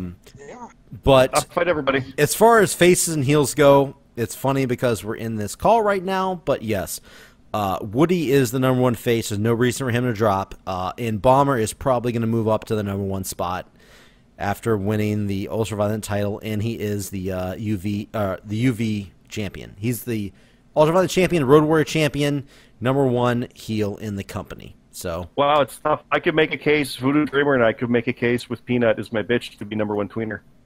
Look at it. I don't even doubt that. Like, I wouldn't be surprised if Voodoo Dreamer somehow moves all the way up to the #1 spot after that Ultraviolent. And I'd be right in there. Like I said, everybody else didn't win it or wasn't even there. Yeah. So I wouldn't doubt that at all. Yeah, but those will be coming out within the week, so don't worry about that. That will be happening. In the next one, I want to point these out because there's write-ups in these too. Like there's some fun stuff in these as well. So people who might not even be aware of these, check these out because there's some fun stuff. Don't view it on your phone. It doesn't display properly. Yes. It looks weird as fuck. But the write-ups work. You still do that. Each of those graphics I created completely individual, and I have them stacked in on the website. So yes, if you're on your phone, that will not look good at all because those are all every little picture you see on there is individual. So that is the easiest way for me to edit as far as like moving people up and down. So yeah, it is not good on your phone. I know a lot of people are mobile users. I'm sorry, but don't look at the power rankings on your phone because they will not work out in your favor. Sorry about that. I love the little edits you do on there. Like even for like my character on there, you felt like the little eye patch on there. I thought that was a nice touch. By the way, I fucking hate you. I told you originally when you did the whole goddamn eye patch thing, I'm like, I'm not gonna create every graphic with an eye patch on your character, and then when I go to make it up, I'm like, well, there's no point in me putting this up if it's not gonna have an eye patch because it's not gonna be. I do love. The last one where he had legit boss with the world title, that just looked cool as hell. Like the little graphics that people might not even realize. Oh yeah. When you were doing people with the title matches or in the articles, you were putting in the JRPL titles in over top of them. It's awesome. It's good. Yeah. So fun stuff. I kept saying people did suggest that I do tag team rankings in the power rankings. I do mean to do that. I'm shaking my head. Not right now. I just haven't. I do plan on doing that. I just haven't, done it yet. So that is coming. Even with the solution not having the tag belts, I think it'd be still a pretty monumental effort to get them down to the #1 spot. Oh, I mean, yeah. Ward and Beer Me Jesus are all you tag teams out there on notice. Yeah, Ward and Beer Me Jesus are on a whole nother level. If you think you're going to win the tag team titles, you need to get your shit together, and we'll see if you can topple the best tag team. Only one team ever did it, and they can't ever again. Yeah, and right now they can't. They weren't able to even keep it. So unless Lee pulls a Joey Ryan. Yeah, he could come back to life. We could have Lee. Do you Scott think versus Lee is going to do a Joey Ryan? He's old school. Lee and Joey Ryan. Lee and Joey Ryan don't even go together in the same sentence. Lee was watching all, and he's like, I guess they want me to hate the show now. That was an actual comment. Think about doing the Dick doing Larry. I mean, that'd just be amazing. God damn it. So the next show is Death Before Dishonor. It's the number 40 show. By the way, everybody that's been here since the beginning of JRPL, I just want you to clap, pat yourself on the back. The number 40 show is coming up next. 40, guys. That is a big deal. We've been going on for well over a year. Guys, keep it up. We're going to keep going. We're going to be going for a long time here. But 40, that's a big number to me. Milestones, 50 obviously is a big milestone, but 40 to me is obviously just as big. I'm excited to have our 40th show coming up at the end of this month. So I'm excited. And now, we don't want to do a huge, massive preview because we already did that. But thinking of some of the stuff like the write-ups and everything that just happened, I love the fact that it's going to be me and Woody and Boss. Like, what the fuck is going to happen? And you've got Redhead and Warden and Beer Me. They're in a match now with C.T. Martin and Junction. Like, what the fuck? And the Maniacs are taking on Carlito and Super Hippo on this card. And now... What? And then, of course, you and GMSG. And the ladder match, and holy shit! Yeah, there's a lot of fun things that are going to go into this show for a house show. Mm-hmm. As far as I'm concerned, this is one of the biggest house shows that we've had. Period. We have fun making house shows matter. Look at Slammiversary. Yeah, exactly. You can do fun stuff with those. Yeah, this GMSG gets his chance. He's been talking a lot of smack, so we'll see if he can do what he did earlier and beat me. Because he did beat me earlier. Can't discredit that. He did beat me before. We'll see if he can do it again with the Road Warrior title on the line. And then look at that ladder match. Spring Tigress, Captain Charisma, Bastion, JD. All those guys, I picked those 4 because they are all great at Ring of Honor shows. Those are all top, high-profile Ring of Honor competitors. So whenever I was GM, I think I did a similar thing, but I think the title was actually on the line. Oh, me, JD, and Captain Charisma. Yeah. Was it? I thought Lee was in there. When you said the title, like that was the first ever Road Warrior title, or was that the one I booked? No, it was whenever I was GM. I did a similar thing on one of the ROH shows with like the best of the best, and then they I think it was like a fatal 4-way for the Road Warrior. Yes, that was Bastion in that. That was Lee. You're right. I don't have off the top of my. Let's see. I think it was Spring Tigress as well. Spring Tigress, Lee, Bastion. Was that was no, not Redemption. That was Cam Popplestone. I'm looking at the shows. That was Best in the World, I believe. I'm looking at it right now. That was it was a 5-way match. Cam Popplestone, Bastion, CM Carlito, Spring Tigress, and Lee. 5-way. A 5-way match where Cam Popplestone defended his title out of that was the big that was huge. Five of the best ROH people at because the name of the show warrants it. So I was like, yeah, that makes sense. Yeah, and Spring Tigress and JD are 2 of the top Ring of Honor people, house show people there are right now. So they've both had their shots at the Road Warrior title, so it feels weird to keep continuously, here's a match, put them in it. So this is going to be a chance to give them chances to have more opportunities. So we'll see where we go from there. But if Spring Tigress wins and say, God forbid I lose, against GMSG, what if we have a Spring Tigress versus GMSG match for the Road Warrior title? What the fuck? People's minds will explode if that happens. But, so there's a lot on the line at Death Before Dishonor, guys. Don't sleep on this show coming up later this month. It's going to be big. Yeah.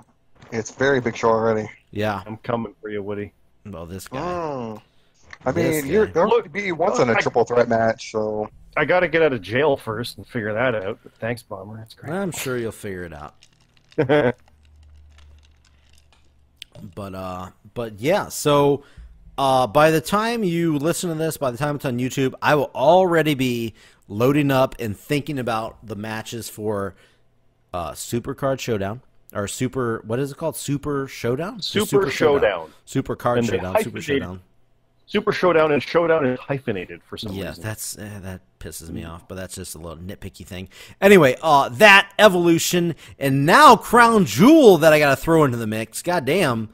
I'm going to start planning some stuff out, guys. If you guys have suggestions, hit me up. We'll see. Not necessarily they'll be used, but hey, I'm always willing, just like Banksy did with the whole on the beach thing, just hit me up. We'll see what happens. It can happen. I got a little idea that I'll run by you whenever the stream ends. Okay, well, interesting. And it's kind of funny because I've got my little plan for Survivor Series, and that's about it. We'll see what happens leading up to that. We will see what happens because I already have Survivor Series planned out, so we'll see. Yeah. I've had that planned out for goddamn fucking months in advance. We'll see. I'll tell you my entrance idea for that. And that's pretty much all I got. It's like, here's what I want to. First of all, Woody, I'm going to let you send it out, but I'm going to say this once and for all. 2-time champion, baby. I'm a double champion. Yeah, well, everyone, thank you for tuning in. We've had a great time tonight.